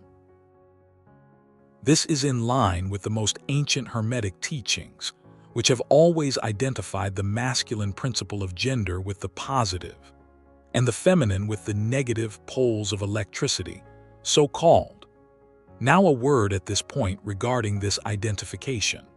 The public mind has formed an entirely erroneous impression regarding the qualities of the so-called negative pole of electrified or magnetized matter. The terms positive and negative are very wrongly applied to this phenomenon by science. The word positive means something real and strong, as compared with a negative unreality or weakness. Nothing is further from the real facts of electrical phenomena. The so-called negative pole of the battery is really the pole in and gender, by which the generation or production of new forms and energies is manifested. There is nothing negative about it. The best scientific authorities now use the word cathode in place of negative, the word cathode coming from the Greek root meaning descent, the path of generation, and so on. From the cathode pole emerge the swarm of electrons or corpuscles. From the same pole emerge those wonderful rays, which have revolutionized scientific conceptions during the past decade. The cathode pole is the mother of all of the strange phenomena which have rendered useless the old textbooks, and which have caused many long-accepted theories to be relegated to the scrap pile of scientific speculation. The cathode, or negative pole, is the mother principle of electrical phenomena and of the finest forms of matter as yet known to science. So you see, we are justified in refusing to use the term negative in our consideration of the subject, and in insisting upon substituting the word feminine for the old term. The facts of the case bear us out in this, without taking the Hermetic teachings into consideration. And so we shall use the word feminine in the place of negative in speaking of that pole of activity. The latest scientific teachings are that the creative corpuscles or electrons are feminine. Science says they are composed of negative electricity. We say they are composed of feminine energy. A feminine corpuscle becomes detached from, or rather leaves, a masculine corpuscle and starts on a new career. It actively seeks a union with a masculine corpuscle, being urged thereto by the natural impulse to create new forms of matter or energy. One writer goes so far as to use the term it at once seeks of its own volition a union, and so on this detachment and masculine corpuscle a certain process is begun. The feminine energy encircle rapidly around the latter. The result is the birth of a new atom. This new atom is really composed of a union of the masculine and feminine electrons, or corpuscles, but when the union is formed, the atom is a separate thing, having certain properties, but no longer manifesting the property of free electricity. The process of detachment or separation of the feminine electrons is called ionization. These electrons, or corpuscles, are the most active workers in nature's field. Arising from their unions or combinations, manifest the varied phenomena of light, heat, electricity, magnetism, attraction, repulsion, chemical affinity and the reverse, and similar phenomena. And all this arises from the operation of the principle of gender on the plane of energy. The part of the masculine principle seems to be that of directing a certain inherent energy toward the feminine principle, and thus starting into activity the creative processes. But the feminine principle is the one always doing the active creative work, and this is so on all planes. And yet, each principle is incapable of operative energy without the assistance of the other. In some of the forms of life, the two principles are combined in one organism. For that matter, everything in the organic world manifests both genders. There is always the masculine present in the feminine form, and the feminine form. The Hermetic teachings include much regarding the operation of the two principles of gender in the production and manifestation of various forms of energy, and so on, but we do not deem it expedient to go into detail regarding the same at this point, because we are unable to back up the same with scientific proof, for the reason that science has not as yet progressed thus far. But the example we have given you of the phenomena of the electrons or corpuscles will show you that science is on the right path, and will also give you a general idea of the underlying principles. Some leading scientific investigators have announced their belief that in the formation of crystals, there was to be found something that corresponded to sex activity, which is gender, another straw showing the direction the scientific winds are blowing. And each year will bring other facts to corroborate the correctness of the Hermetic principle of gender. It will be found that gender is in constant operation and manifestation in the field of inorganic matter and in the field of energy or force. Electricity is now generally regarded as the something into which all other forms of energy seem to melt or dissolve. The electrical theory of the universe is the latest scientific doctrine and is growing rapidly in popularity and general acceptance. And it thus follows that if we are able to discover in the phenomena of electricity, even at the very root and source of its manifestations, a clear and unmistakable evidence of the presence of gender and its activities. We are justified in asking you to believe that science at last has offered proofs of the existence in all universal phenomena of that great Hermetic principle, the principle of gender. It is not necessary to take up your time with the well-known phenomena of the attraction and repulsion of the atoms, chemical affinity, the loves and hates of the atomic particles, the attraction or cohesion between the molecules of matter. These facts are too well known to need extended comment from us. But have you ever considered that all of these things are manifestations of the gender principle? Can you not see that the phenomena is on all fours with that of the corpuscles or electrons? And more than this, can you not see the reasonableness of the Hermetic teachings which assert that the very law of gravitation, that strange attraction by reason of which all particles and bodies of matter in the universe tend toward each other, is but another manifestation of the principle of gender, which operates in the direction of attracting the masculine to the feminine energies, and vice versa? We cannot offer you scientific proof of this at this time, but examine the phenomena in the light of the Hermetic teachings on the subject, and see if you have not a better working hypothesis than any offered by physical science. Submit all physical phenomena to the test, and you will discern the principle of gender ever in evidence. Let us now pass on to a consideration of the operation of the principle on the mental plane. Many interesting features are there awaiting examination. Are struck by the persistence of the dual mind idea which has manifested itself so strongly during the past 10 or 15 years, and which has given rise to a number of plausible theories regarding the nature and constitution of these two minds. The late Thomson J. Hudson attained great popularity in 1893 by advancing his well-known theory of the objective and subjective minds, which he held existed in every individual. Other writers have attracted almost equal attention by the theories regarding the conscious and subconscious minds, the voluntary and involuntary minds, the active and passive minds, and so on. And so on. The theories of the various writers differ from each other, but there remains the underlying principle of the duality of mind. The student of the Hermetic philosophy is tempted to smile when he reads and hears of these many new theories regarding the duality of mind, each school adhering tenaciously to its own pet theories, and each claiming to have discovered the truth.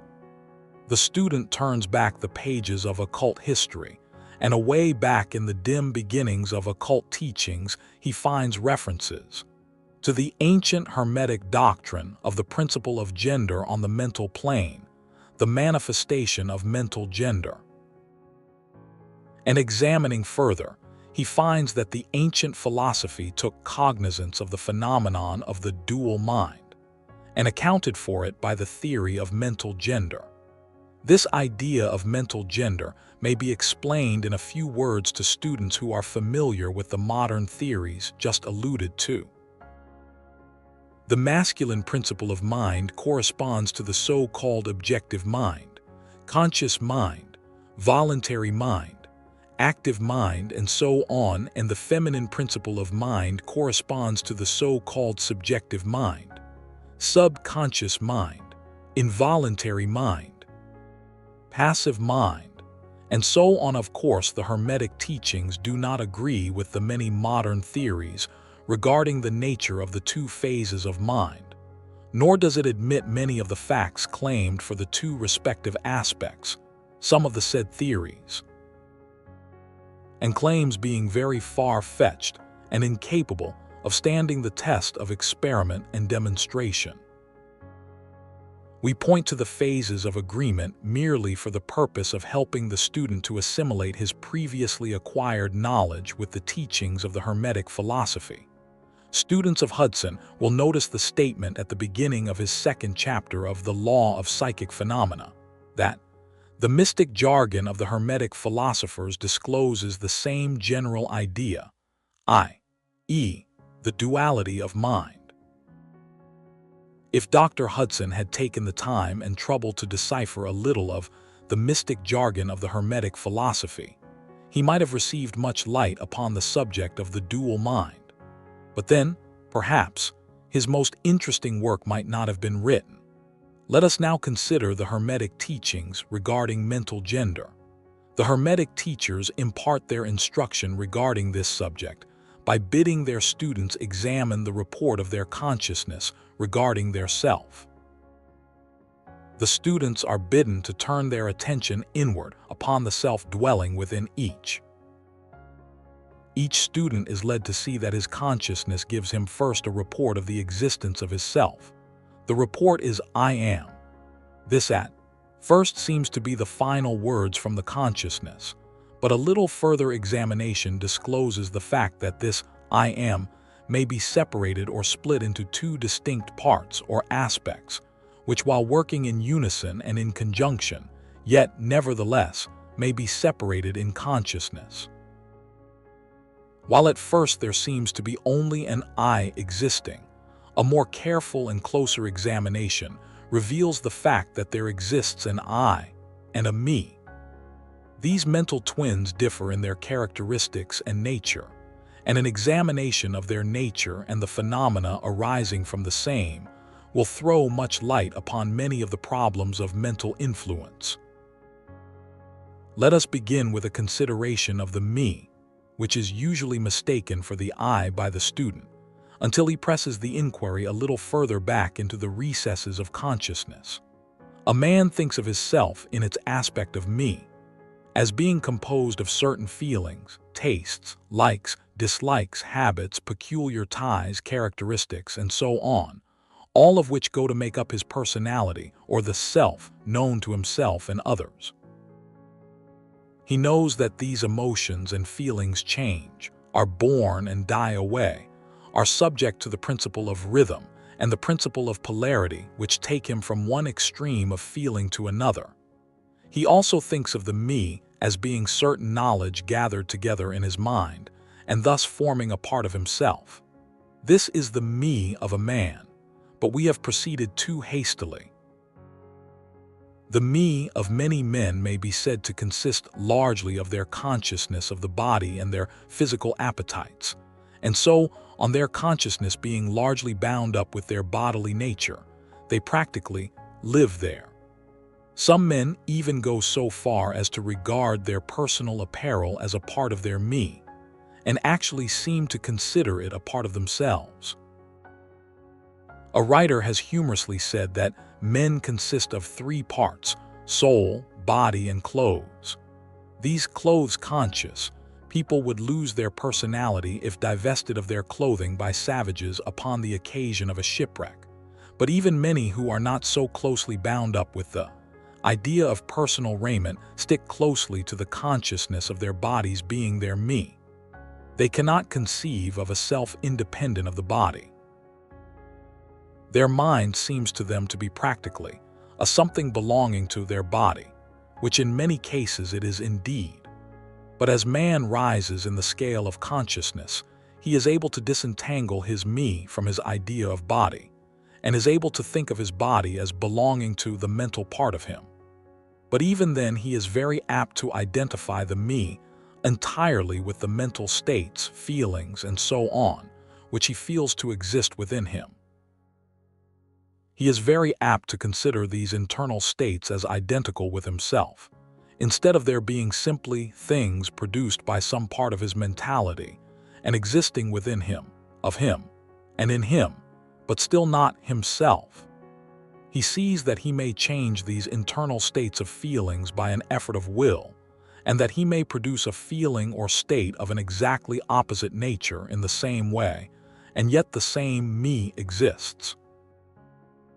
And so after a while, he is able to set aside these various mental states, emotions, feelings, habits, qualities, characteristics, and other personal mental belongings. He is able to set them aside in the "not me" collection of curiosities and encumbrances, as well as valuable possessions. This requires much mental concentration and power of mental analysis on the part of the student. But still, the task is possible for the advanced student, and even those not so far advanced are able to see, in the imagination, how the process may be performed. After this laying aside process has been performed, the student will find himself in conscious possession of a self, which may be considered in its I and me dual aspects.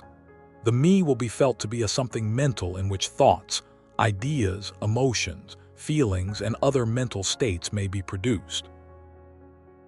It may be considered as the mental womb, as the ancients styled it, capable of generating mental offspring. It reports to the consciousness as a me with latent powers of creation and generation of mental progeny of all sorts and kinds. Its powers of creative energy are felt to be enormous, but still it seems to be conscious that it must receive some form of energy from either its I companion or else from some other I, ere it is able to bring into being its mental creations. This consciousness brings with it a realization of an enormous capacity for mental work and creative ability. But the student soon finds that this is not all that he finds within his inner consciousness. He finds that there exists a mental something which is able to will that the me act along certain creative lines, and which is also able to stand aside and witness the mental creation. This part of himself he is taught to call his I. He is able to rest in its consciousness at will. He finds there not a consciousness of an ability to generate and actively create, in the sense of the gradual process attendant upon mental operations, but rather a sense and consciousness of an ability to project an energy from the I to the me, a process of willing that the mental creation begin and proceed. He also finds that the I is able to stand aside and witness the operations of the me's mental creation and generation. There is this dual aspect in the mind of every person. The I represents the masculine principle of mental gender. The me represents the female principle. The I represents the aspect of being, the me the aspect of becoming. You will notice that the principle of correspondence operates on this plane just as it does upon the great plane upon which the creation of universes is performed. The two are similar in kind, although vastly different in degree. As above, so below, as below, so above. These aspects of mind, the masculine and feminine principles, the I and the me, considered in connection with the well-known mental and psychic phenomena, give the master key to these dimly known regions of mental operation and manifestation. The principle of mental gender gives the truth underlying the whole field of the phenomena of mental influence, and so on. The tendency of the feminine principle is always in the direction of receiving impressions, while the tendency of the masculine principle is always in the direction of giving out or expressing. The feminine principle has a much more varied field of operation than has the masculine principle. The feminine principle conducts the work of generating new thoughts, concepts, ideas, including the work of the imagination. The masculine principle contents itself with the work of the will, in its varied phases. And yet without the active aid of the will of the masculine principle, the feminine principle is apt to rest content with generating mental images which are the result of impressions received from outside, instead of producing original mental creations. Persons who can give continued attention and thought to a subject actively employ both of the mental principles, the feminine in the work of active mental generation, and the masculine will in stimulating and energizing the creative portion of the mind. The majority of persons really employ the masculine principle but little, and are content to live according to the thoughts and ideas instilled into the me from the I of other minds. But it is not our purpose to dwell upon this phase of the subject, which may be studied from any good textbook upon psychology, with the key that we have given you regarding mental gender. The student of psychic phenomena is aware of the wonderful phenomena classified under the head of telepathy, thought transference, mental influence, suggestion, hypnotism, and so on. Many have sought for an explanation of these varied phases of phenomena under the theories of the various dual mind teachers. And in a measure they are right, for there is clearly a manifestation of two distinct phases of mental activity. But if such students will consider these dual minds in the light of the Hermetic teachings regarding vibrations and mental gender, they will see that the long-sought-for key is at hand. In the phenomena of telepathy, it is seen how the vibratory energy of the masculine principle is projected toward the feminine principle of another person, and the latter takes the seed thought and allows it to develop into maturity. In the same way, suggestion and hypnotism operates. The masculine principle of the person giving the suggestions directs a stream of vibratory energy or willpower toward the feminine principle of the other person, and the latter accepting it makes it its own and acts and thinks accordingly. An idea thus lodged in the mind of another person grows and develops, and in time is regarded as the rightful mental offspring of the individual, whereas it is in reality like the cuckoo egg placed in the sparrow's nest, where it destroys the rightful offspring and makes itself at home. The normal method is for the masculine and feminine principles in a person's mind to coordinate and act harmoniously in conjunction with each other.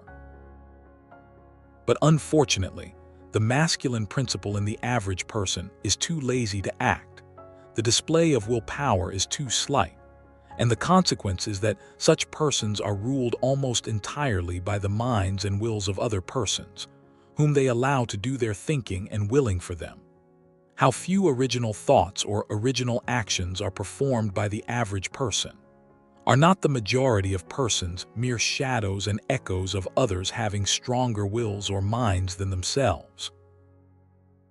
The trouble is that the average person dwells almost altogether in his me consciousness and does not realize that he has such a thing as an I. He is polarized in his feminine principle of mind, and the masculine principle, in which is lodged the will, is allowed to remain inactive and not employed. The strong men and women of the world invariably manifest the masculine principle of will, and their strength depends materially upon this fact. Instead of living upon the impressions made upon their minds by others, they dominate their own minds by their will, obtaining the kind of mental images desired, and moreover dominate the minds of others likewise, in the same manner. Look at the strong people, how they manage to implant their seed thoughts in the minds of the masses of the people, thus causing the latter to think thoughts in accordance with the desires and wills of the strong individuals. This is why the masses of people are such sheep-like creatures, never originating an idea of their own, nor using their own powers of mental activity. The manifestation of mental gender may be noticed all around us in everyday life. The magnetic persons are those who are able to use the masculine principle in the way of impressing their ideas upon others. The actor who makes people weep or cry as he wills is employing this principle. And so is the successful orator, statesman, preacher, writer, or other people who are before the public attention. The peculiar influence exerted by some people over others is due to the manifestation of mental gender along the vibratorial lines above indicated.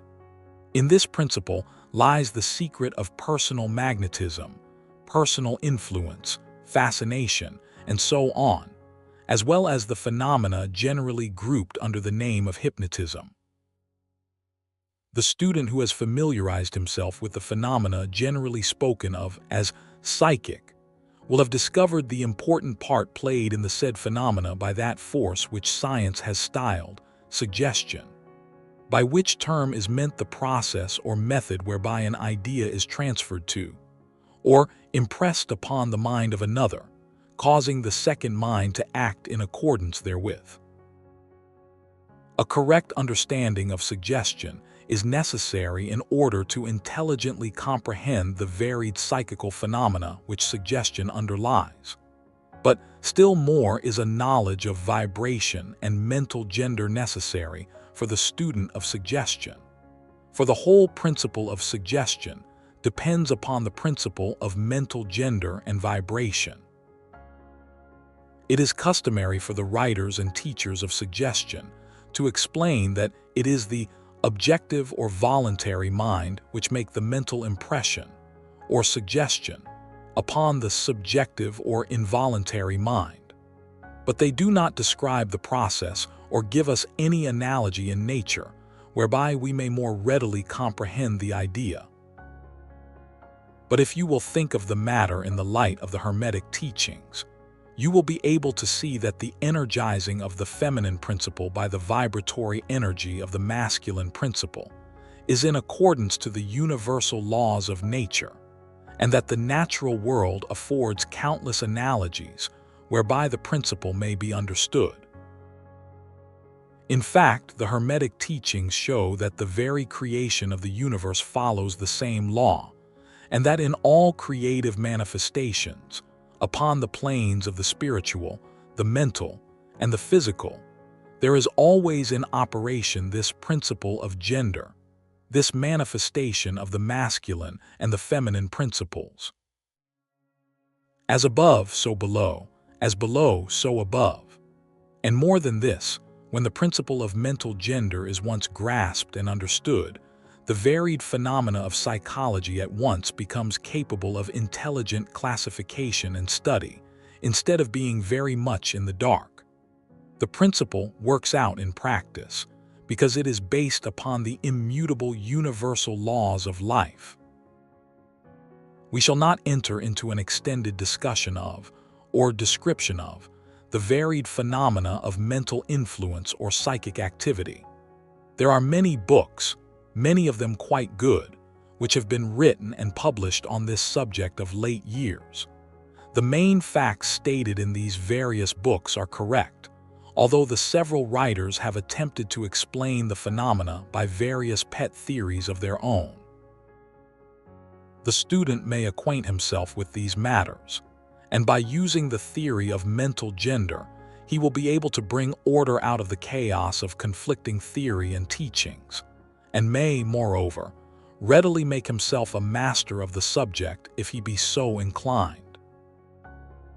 The purpose of this work is not to give an extended account of psychic phenomena, but rather to give to the student a master key whereby he may unlock the many doors leading into the parts of the temple of knowledge which he may wish to explore.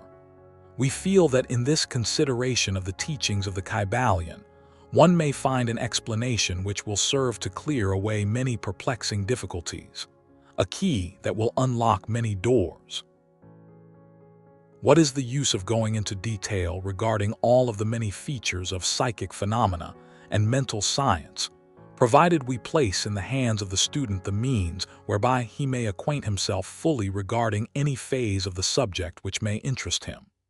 With the aid of the Kybalion, one may go through any occult library anew, the old light from Egypt illuminating many dark pages and obscure subjects. That is the purpose of this book. We do not come expounding a new philosophy, but rather furnishing the outlines of a great world-old teaching which will make clear the teachings of others, which will serve as a great reconciler of differing theories and opposing doctrines. The possession of knowledge, unless accompanied by a manifestation and expression in action, is like the hoarding of precious metals, a vain and foolish thing. Knowledge, like wealth, is intended for use. The law of use is universal, and he who violates it suffers by reason of his conflict with natural forces. The Kybalion. He Hermetic teachings, while always having been kept securely locked up in the minds of the fortunate possessors thereof, for reasons which we have already stated, were never intended to be merely stored away and secreted.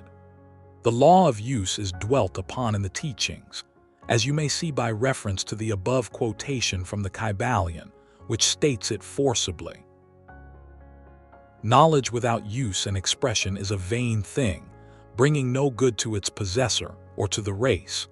Beware of mental miserliness and express into action that which you have learned. Study the axioms and aphorisms, but practice them also. We give below some of the more important Hermetic axioms from the Kybalion with a few comments added to each. Make these your own and practice and use them, for they are not really your own until you have used them. To change your mood or mental state, change your vibration. One may change his mental vibrations by an effort of will in the direction of deliberately fixing the attention upon a more desirable state. Will directs the attention, and attention changes the vibration. Cultivate the art of attention by means of the will, and you have solved the secret of the mastery of moods and mental states. To destroy an undesirable rate of mental vibration, put into operation the principle of polarity and concentrate upon the opposite pole to that which you desire to suppress.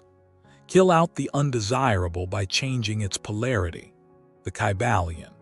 This is one of the most important of the Hermetic formulas. It is based upon true scientific principles. We have shown you that a mental state and its opposite were merely the two poles of one thing, and that by mental transmutation the polarity might be reversed. This principle is known to modern psychologists, who apply it to the breaking up of undesirable habits by bidding their students concentrate upon the opposite quality. If you are possessed of fear, do not waste time trying to kill out fear, but instead cultivate the quality of courage, and the fear will disappear. Some writers have expressed this idea most forcibly by using the illustration of the dark room. You do not have to shovel out or sweep out the darkness, but by merely opening the shutters and letting in the light, the darkness has disappeared. To kill out a negative quality, concentrate upon the positive pole of that same quality, and the vibrations will gradually change from negative to positive, until finally you will become polarized on the positive pole instead of the negative. The reverse is also true, as many have found out to their sorrow, when they have allowed themselves to vibrate too constantly on the negative pole of things. By changing your polarity, you, Hermetic axioms, may master your moods, change your mental states, remake your disposition, and build up character. Much of the mental mastery of the advanced Hermetics is due to this application of polarity, which is one of the important aspects of mental transmutation. Remember the Hermetic axiom quoted previously, which says, "Mind as well as metals and elements may be transmuted from state to state, degree to degree, condition to condition, pole to pole, vibration to vibration." The Kybalion. The mastery of polarization is the mastery of the fundamental principles of mental transmutation or mental alchemy, for unless one acquires the art of changing his own polarity, he will be unable to affect his environment. An understanding of this principle will enable one to change his own polarity, as well as that of others, if he will but devote the time, care, study, and practice necessary to master the art. The principle is true, but the results obtained depend upon the persistent patience and practice of the student. Rhythm may be neutralized by an application of the art of polarization. The Kybalion. As we have explained in previous chapters, the Hermetists hold that the principle of rhythm manifests on the mental plane as well as on the physical plane, and that the bewildering succession of moods, feelings, emotions, and other mental states are due to the backward and forward swing of the mental pendulum, which carries us from one extreme of feeling to the other. The Hermetists also teach that the law of neutralization enables one, to a great extent, to overcome the operation of rhythm in consciousness.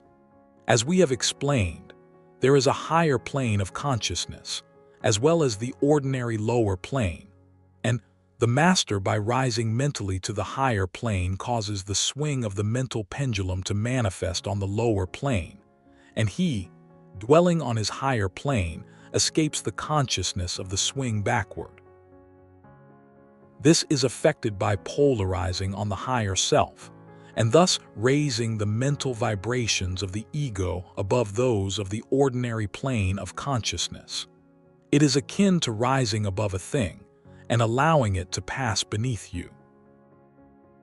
The advanced hermetist polarizes himself at the positive pole of his being, the I am pole rather than the pole of personality, and by refusing and denying the operation of rhythm, raises himself above its plane of consciousness, and standing firm in his statement of being, he allows the pendulum to swing back on the lower plane without changing his polarity.